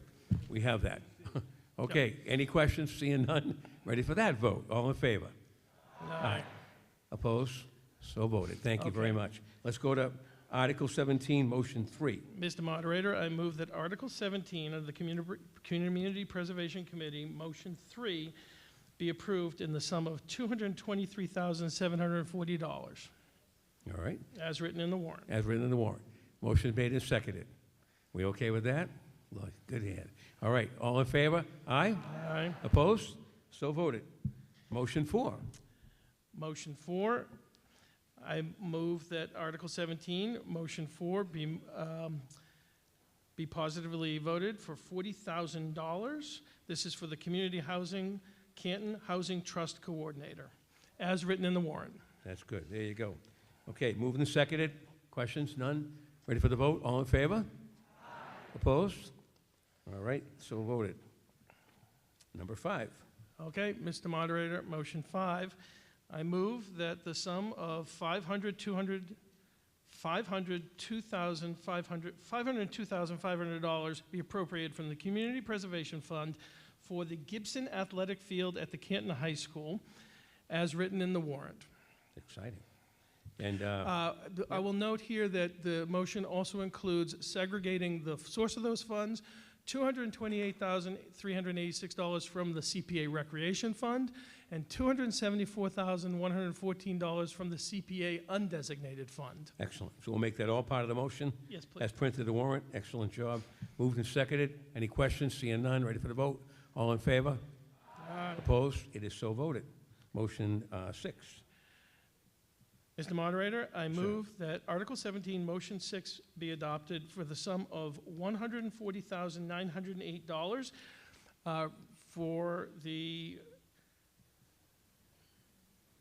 Canton Housing Authority rehabilitation of the Hemingway windows, Right. as written in the warrant. As written in the warrant. All right, moved and seconded. Any questions? Comments? Seeing none? Ready for the vote? All in favor? Aye. Opposed? So voted. Motion 7. Mr. Moderator, motion 7, I move that the sum of $175,000 be appropriated from the Community Preservation Undesignated Fund to be spent by the Canton Public Schools for the purpose of replacing and rehabilitating the JFK Elementary Playground, as written in the warrant. All right. Motion 7 has been offered. Seconded. Any questions? Seeing none? Ready for the vote? All in favor? Aye. Opposed? So voted. Motion 8. Mr. Moderator, I move under motion 8 that the sum of $452,500 be appropriated by the Community Preservation Undesignated Fund to be spent by the Chief Procurement Officer with the approval of the Canton Public Library Board of Trustees for the purpose of completing Phase 1 of the Canton Public Library Park, as written in the warrant. All right. Motion made and seconded. Any questions? Comments? Seeing none? Ready for the vote? All in favor? Aye. Opposed? So voted. And motion 9. Mr. Moderator, I move that the sum of $350,000 be appropriated from the Community Preservation Undesignated Fund to be spent by the Chief Procurement Officer with the approval of the Canton Parks and Recreation Department for the purposes of replacing the Pequotside Farm Playground as written in the warrant. All right. Been offered and seconded. Questions? None? Ready for the vote? All in favor? Aye. Opposed? So voted. Motion 10. Mr. Moderator, Article 17, Motion 10.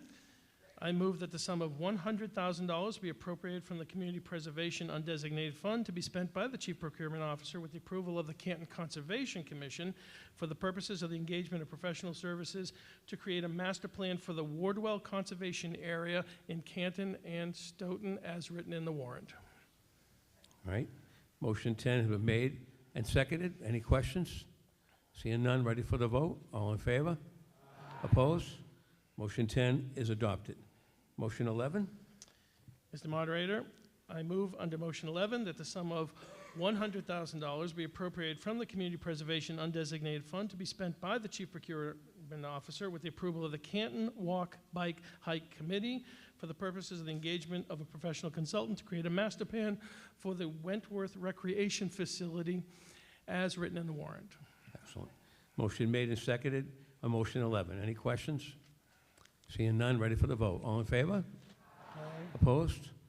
And motion 11 is adopted. I believe that concludes I it. just want to make sure that we passed Motion 4 properly. That's where we went off the tracks. Okay.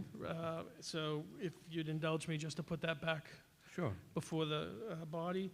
Again, under Motion 4, I would move that the sum of $40,000 be appropriated from the Community Preservation Fund for community housing to be spent by the Canton Housing Trust. I think we did do that, but it's okay. And Go did ahead. we do the historical Yeah, one? I think we did, yeah. Where did we run off the track? I think we're all set. All right, I think we're then you're good. set. Thank Nice you. job. No, thank you. Thank you. All set. Article 17 is concluded. We have one more article, and then we will put the budget ball in. So let's see what's drawn.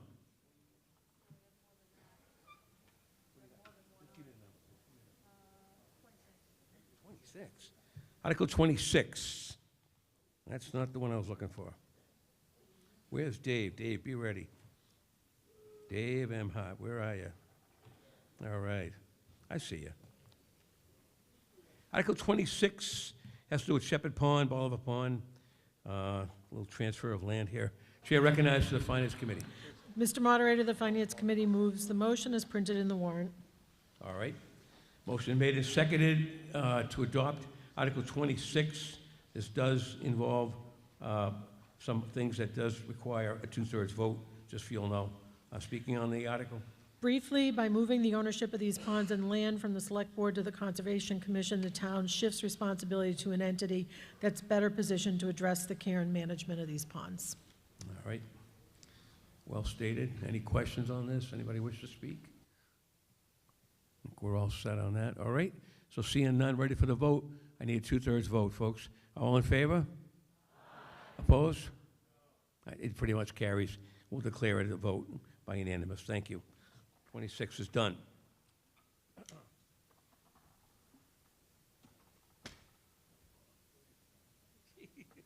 Okay. Article 34. One last zoning, right? Last one, I think? This is zoning map, Patty? Okay. Go ahead. Chair recognizes the Finance Committee. Finance Committee voted 8-0-0 to support the motion of the Planning Board as printed in the warrant. All right.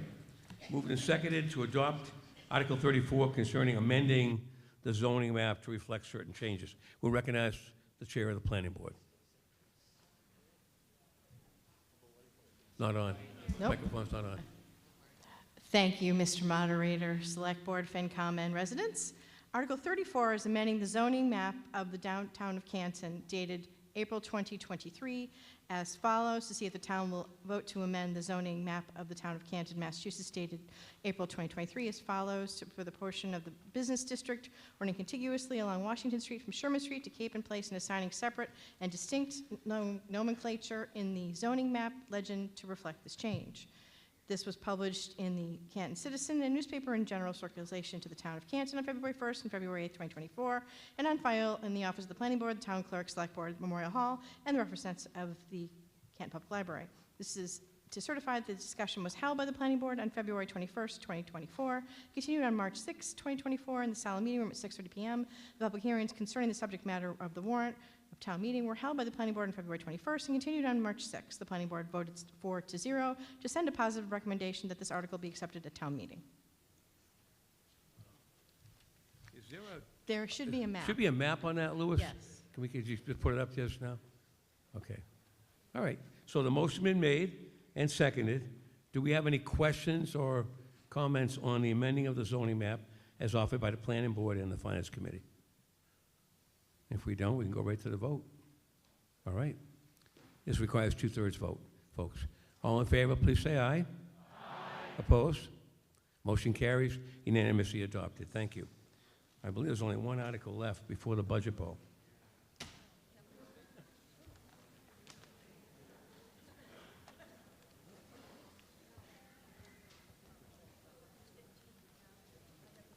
Okay. So I believe it would be Article 15.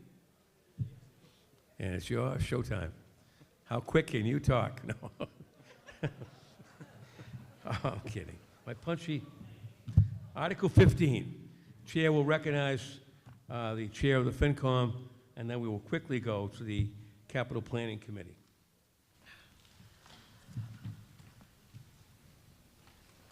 Mr. Moderator, the Finance Committee moves motion 1 as printed in the warrant. This article, oh, I'll stop there. You need to second it. Actually, yeah, this is, how do we do the past? Do we recognize the capital planning to make the motions, or do you want the FinCom to make the motions? Well, this first one is procedural. Then go ahead, please. This motion allows our Finance Director to supervise the purchase and sale of vehicles, equipment, and the Building Renovation Committee to supervise building projects. All right, pretty standard. And that takes a majority vote. That's been seconded. Any questions or comments? Pretty standard stuff. All in favor? Aye. Opposed? Motion carries. Thank you so much. Motion 2. We go to the CPC. Now, do you want to go CPC? Okay. We'll go to you. Showtime. Thank you, Mr. Moderator. Yes, sir. I'd like to thank all the members of the Capital Planning Committee. Capital Planning Committee has public meetings. We had a series of public meetings. We take all the requests for the municipal capital items, the school capital items, water, sewer, ambulance, and we review those and make our recommendations to the Finance Committee. I move Article 2, Motion 2.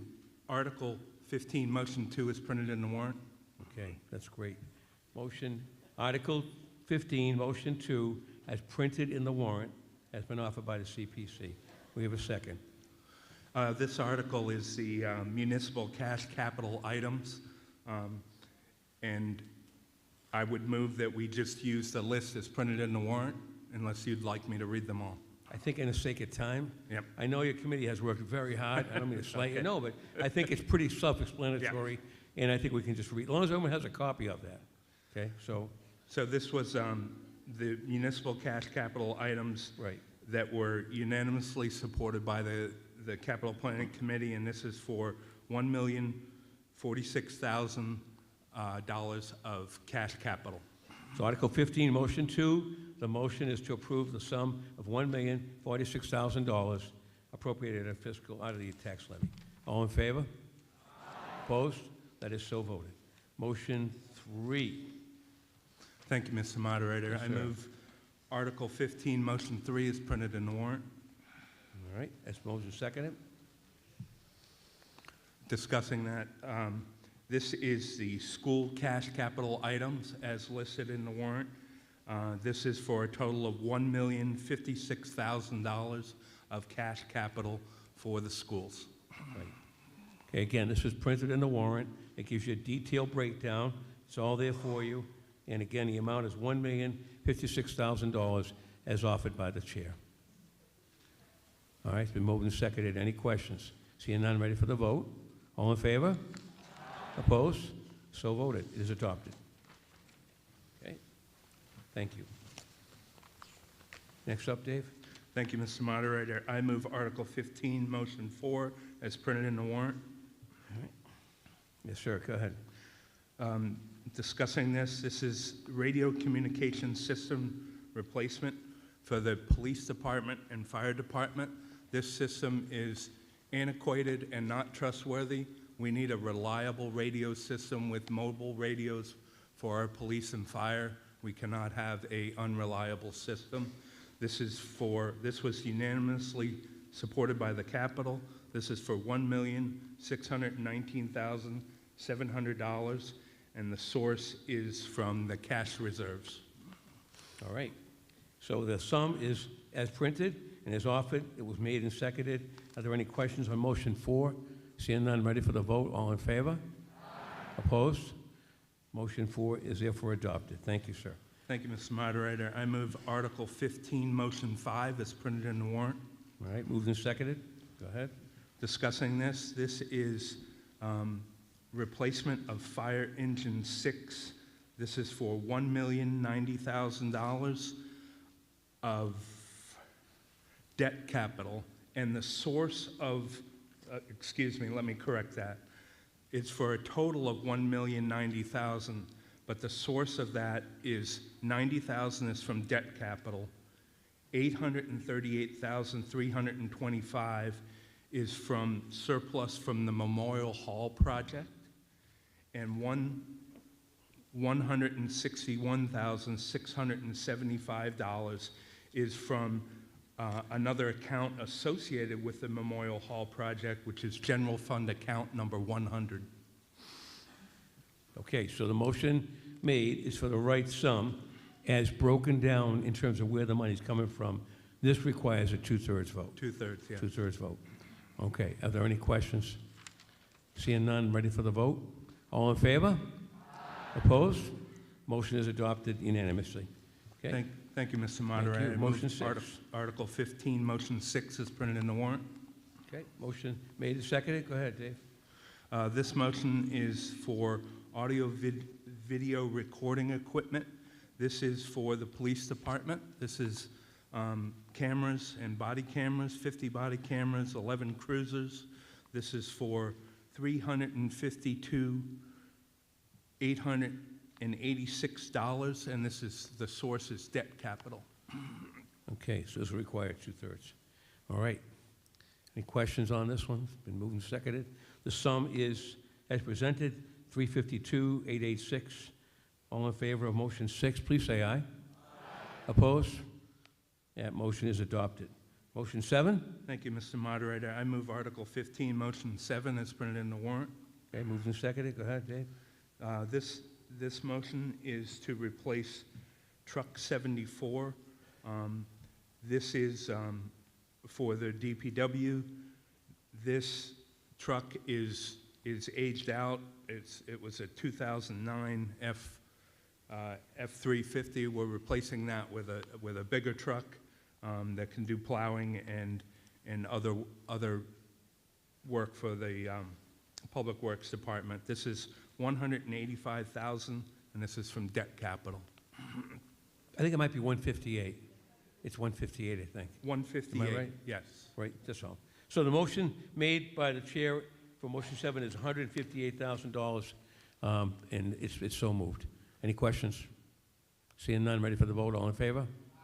Opposed? It is adopted unanimously. Motion 8, sir. Thank you, Mr. Moderator. I move Article 15, Motion 8 is printed in the warrant. All right. This motion is to replace a failing 6,000-gallon fuel cell. This is located at the Bolivar Street DPW garage. We cannot risk this tank failing because of the location of where this is, the possible environmental impact. So this is for $162,000 of debt capital. All right. Moved and seconded. The sum of $162,000. This required 2/3 vote. Any questions? Seeing none. Ready for the vote? All in favor? Opposed? It is adopted unanimously. Motion 9. Thank you, Mr. Moderator. I move Article 15, Motion 9 is printed in the warrant. Yes, sir. Speaking on the motion, this is the Randolph Street and York Street intersection improvements. This is for a total of $400,000. $102,000 is from debt capital. $298,000 is from the Randolph Street Mitigation Fund, number 144. This was money that was set aside for this, I think, when they did the Avalon project that we want to use. Yep. And this is much needed. The design is already done, so this is for the construction phase. All right. So we have the sum is $400,000. We have it broken down for you because some of that does involve some possible borrowing. It does require a 2/3 vote. Are there any questions? Seeing none. Ready for the vote. All in favor? All opposed? It is adopted. Motion 9 is adopted unanimously. Motion 10. I move Article 15, Motion 10 is printed in the warrant. It's moved and seconded. Go ahead, Dave. This is for replacement of Truck 15. This is a dump sander. This is one of our big sander plow trucks that's used by DPW. This is replacing a 1999 truck that is discontinued and we have trouble getting parts. Definitely got our money's worth out of it. This is for $256,000 of debt capital. All right. That's pretty good. I think it's 246. $246,000 debt capital. Thank you. No problem. Thank you. All right, moved and seconded. The sum, $246,000. $246,000. I make that clear. Any questions? Seeing none. Ready for the vote? All in favor? Opposed? It is therefore adopted. Motion 10 unanimously. Motion 11. We're halfway there, Mr. Moderator. Doing good. Doing good. I Don't jinx it. I move Article 15, Motion 11 is printed in the warrant. All right. Yes, sir. Go ahead. This is Truck 24. This is the exact same. Both of these trucks were purchased at the same time, same model, 25 years old. So it's the $246,000 of debt capital for this truck, just like the last one. All right. It's a deja vu. Article 15, Motion 11, the sum, $246,000, as outlined and presented in the warrant. Any questions? Seeing none. Ready for the vote? All in favor? All opposed? The motion is adopted. We go to Motion 12. Thank you, Mr. Moderator. I move Article 15, Motion 12 is printed in the warrant. All right. Speaking on the motion, this is Unit 55 brush chipper. This is replacing that chipper. It's for $60,000 of debt capital. Okay. So the sum of money for the brush chipper is $60,000. The motion is made as presented in the warrant. If there aren't any questions, we're ready for the vote. All in favor? Opposed? It is therefore adopted. Motion 13. Thank you, Mr. Moderator. I move Article 15, Motion 13 is printed in the warrant. Moved and seconded. Speaking on the motion, this is replacement of Ambulance 2.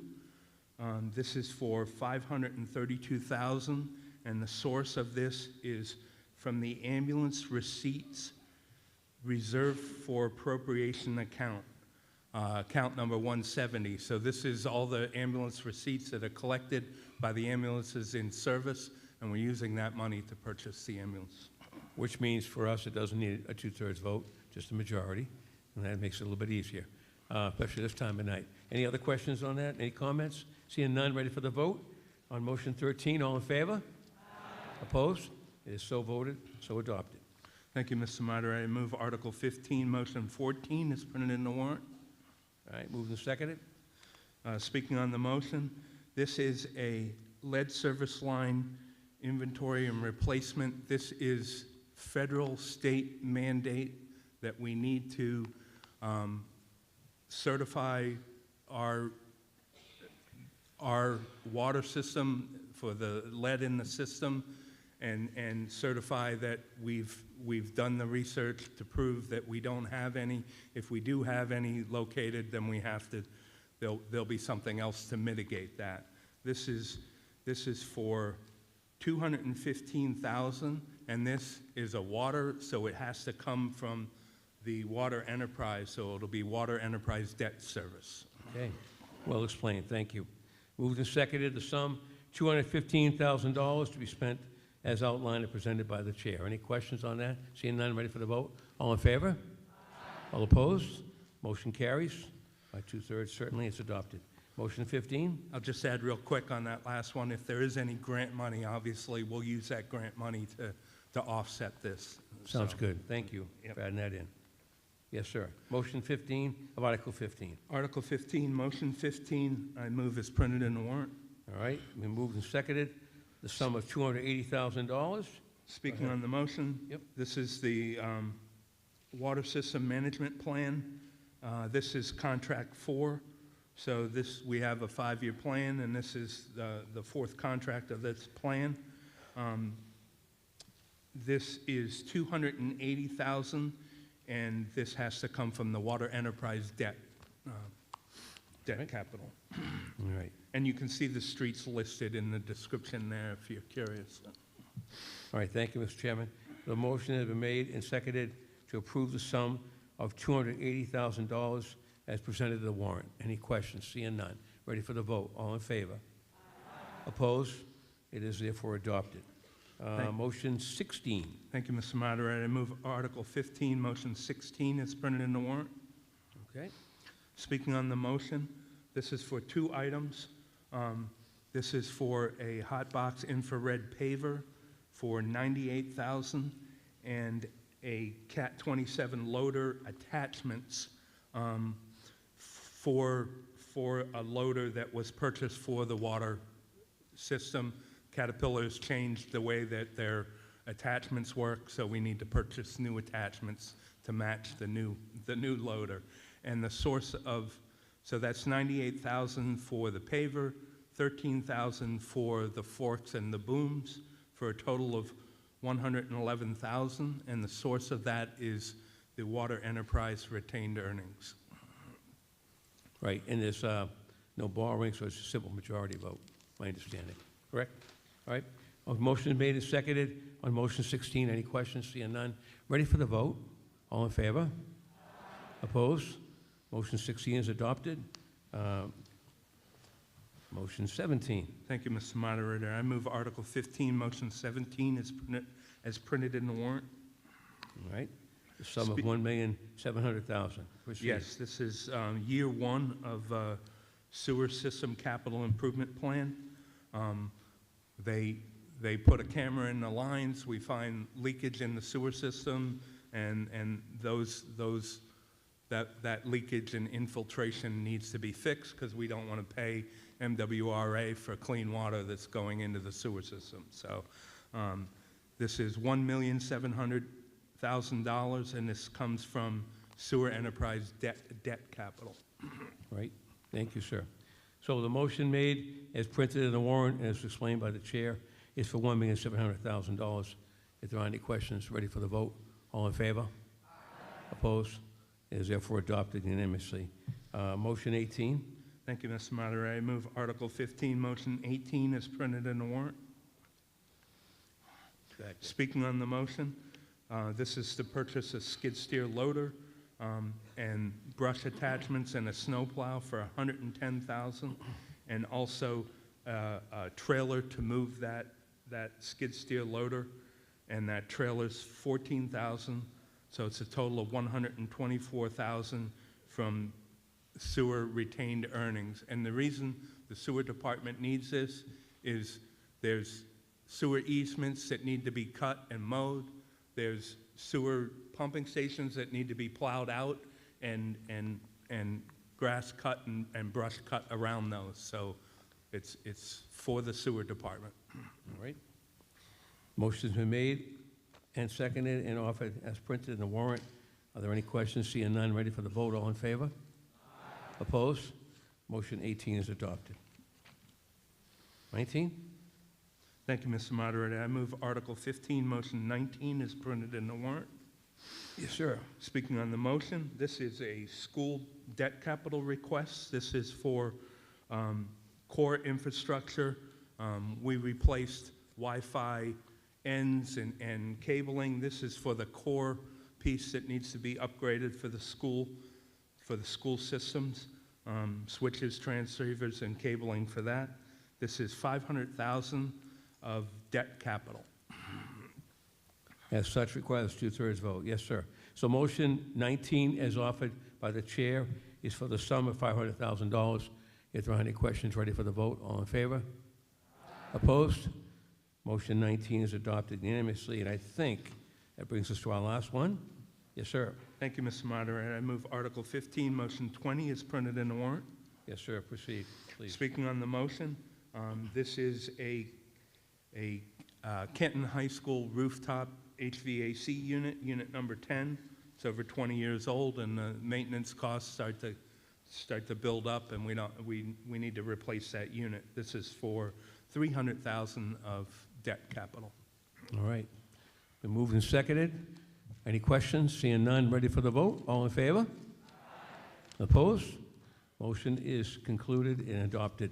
David, great job by you and your committee. Thank you for your work. Appreciate it. Great job. Great job. We have one last article. I'd ask your indulgence. We could wrap up tonight. We're going to go right to the budget ball. All right? So go ahead. Let's do our thing. Chair recognizes the chair of the FinCom. Before beginning the budget, I want to just take a moment to acknowledge two outgoing Finance Committee members, Karen Foley, who's just completed a 3-year term on the FinCom, and of particular note, I want to just really acknowledge the long-term commitment of Tim McKenna, who is wrapping up 12 years of service to the FinCom.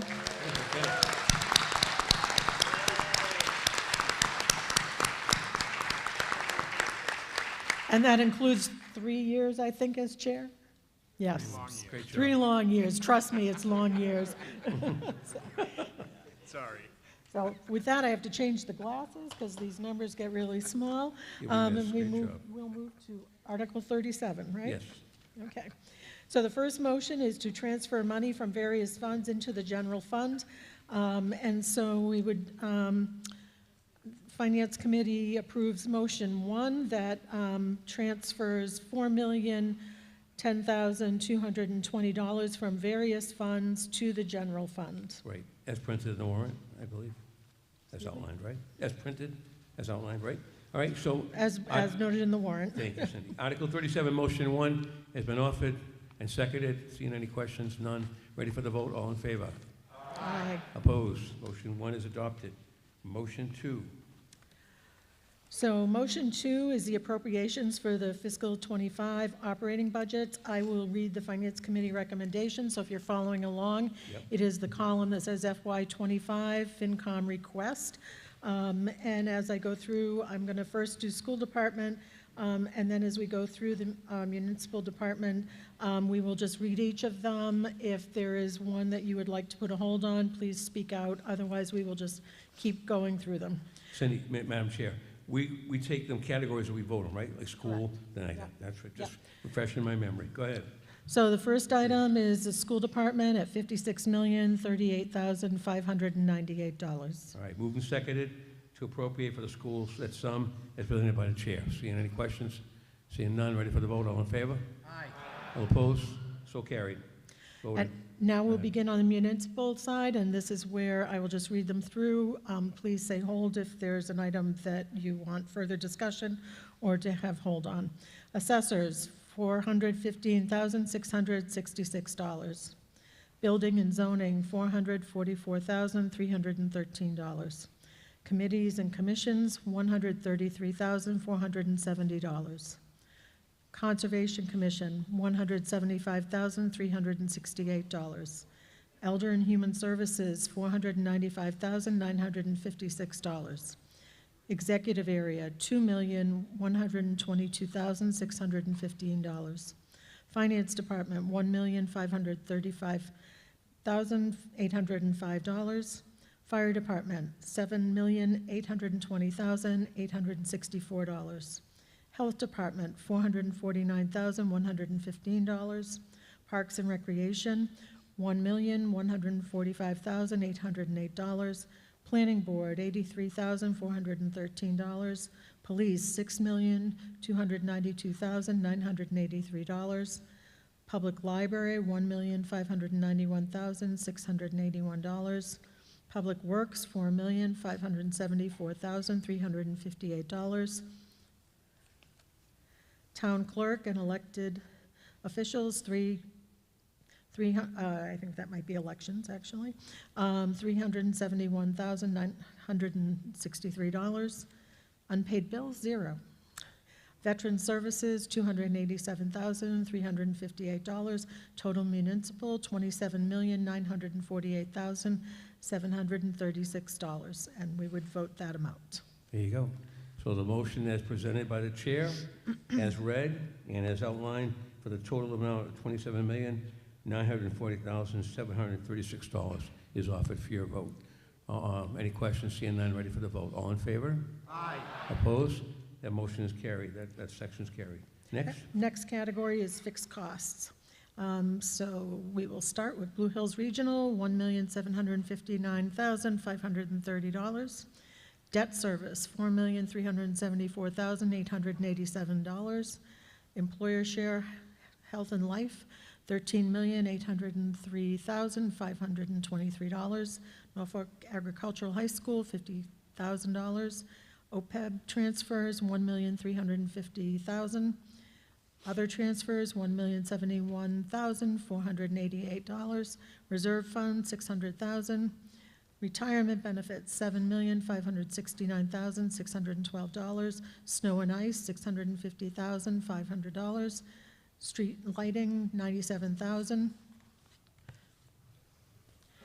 Town insurance, $1,664,092.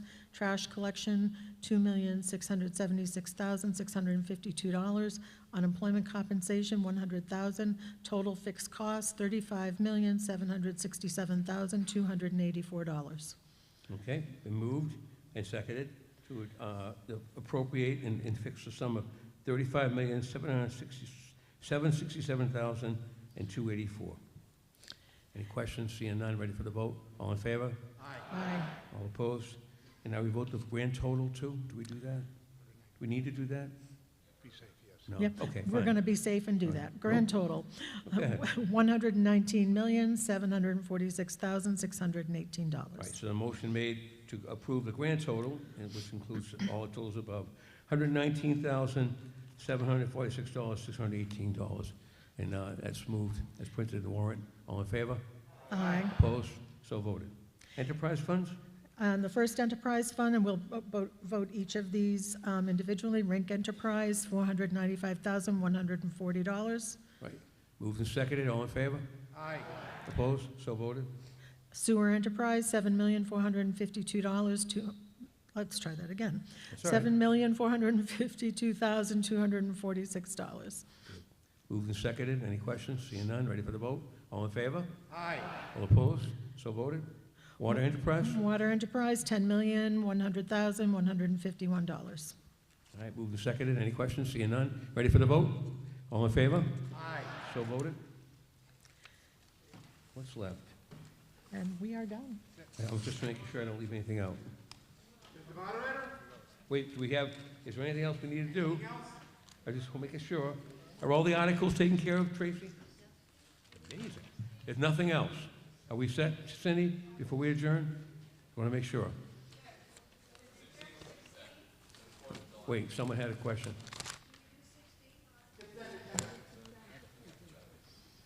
I couldn't hear. I'm so sorry. Forgive me. That was in consent. All right, I wanted to thank all of you tonight. for your patience and your participation, and for everyone who worked in putting this together. Really, how about a round of applause before we leave? Great job, everybody. Great job, everybody. Terrific. Mr. Karen. Yes, sir. All right, it's been moved. The meeting is stand adjourned. All right.